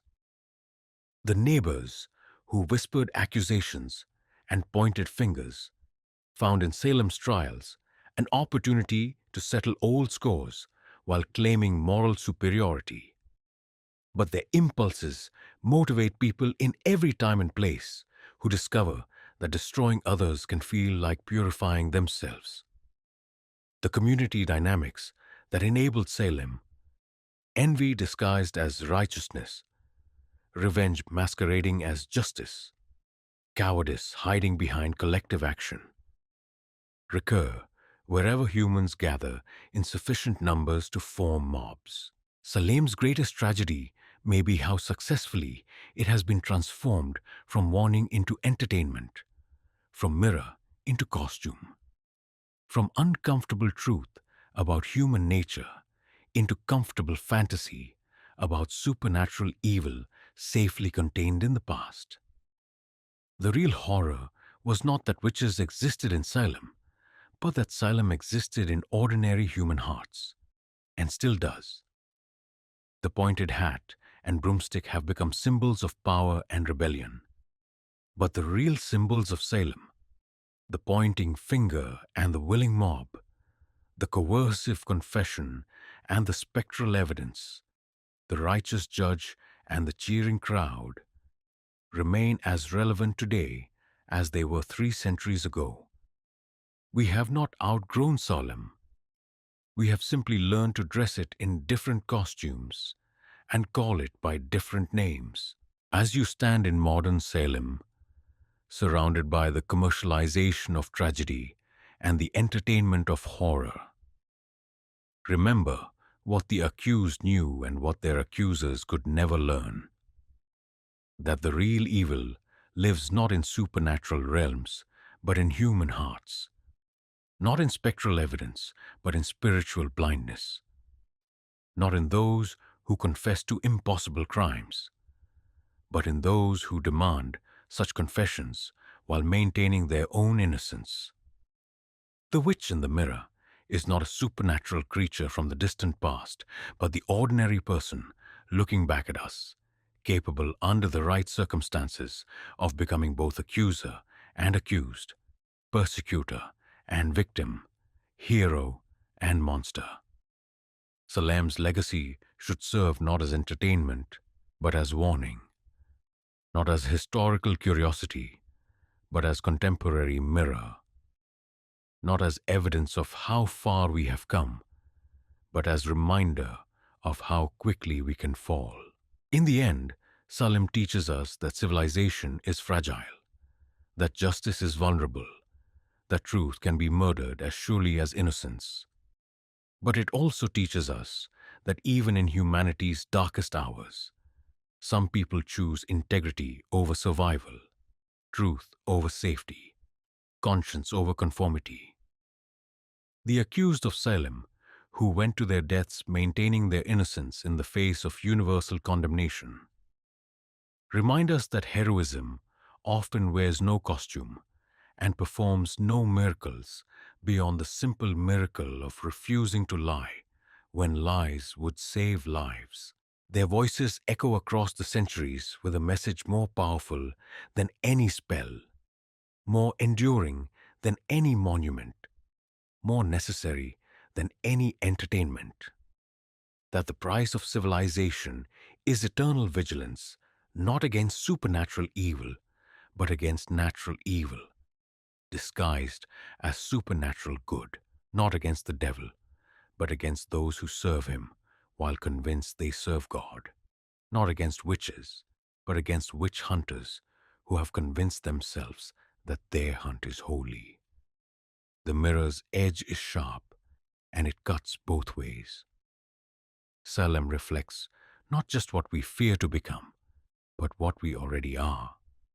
Not just the evil we imagine in others, but the evil we carry within ourselves. Not just the witches we hunt, but the witch hunters we become. When fear overcomes wisdom and righteousness disguises revenge.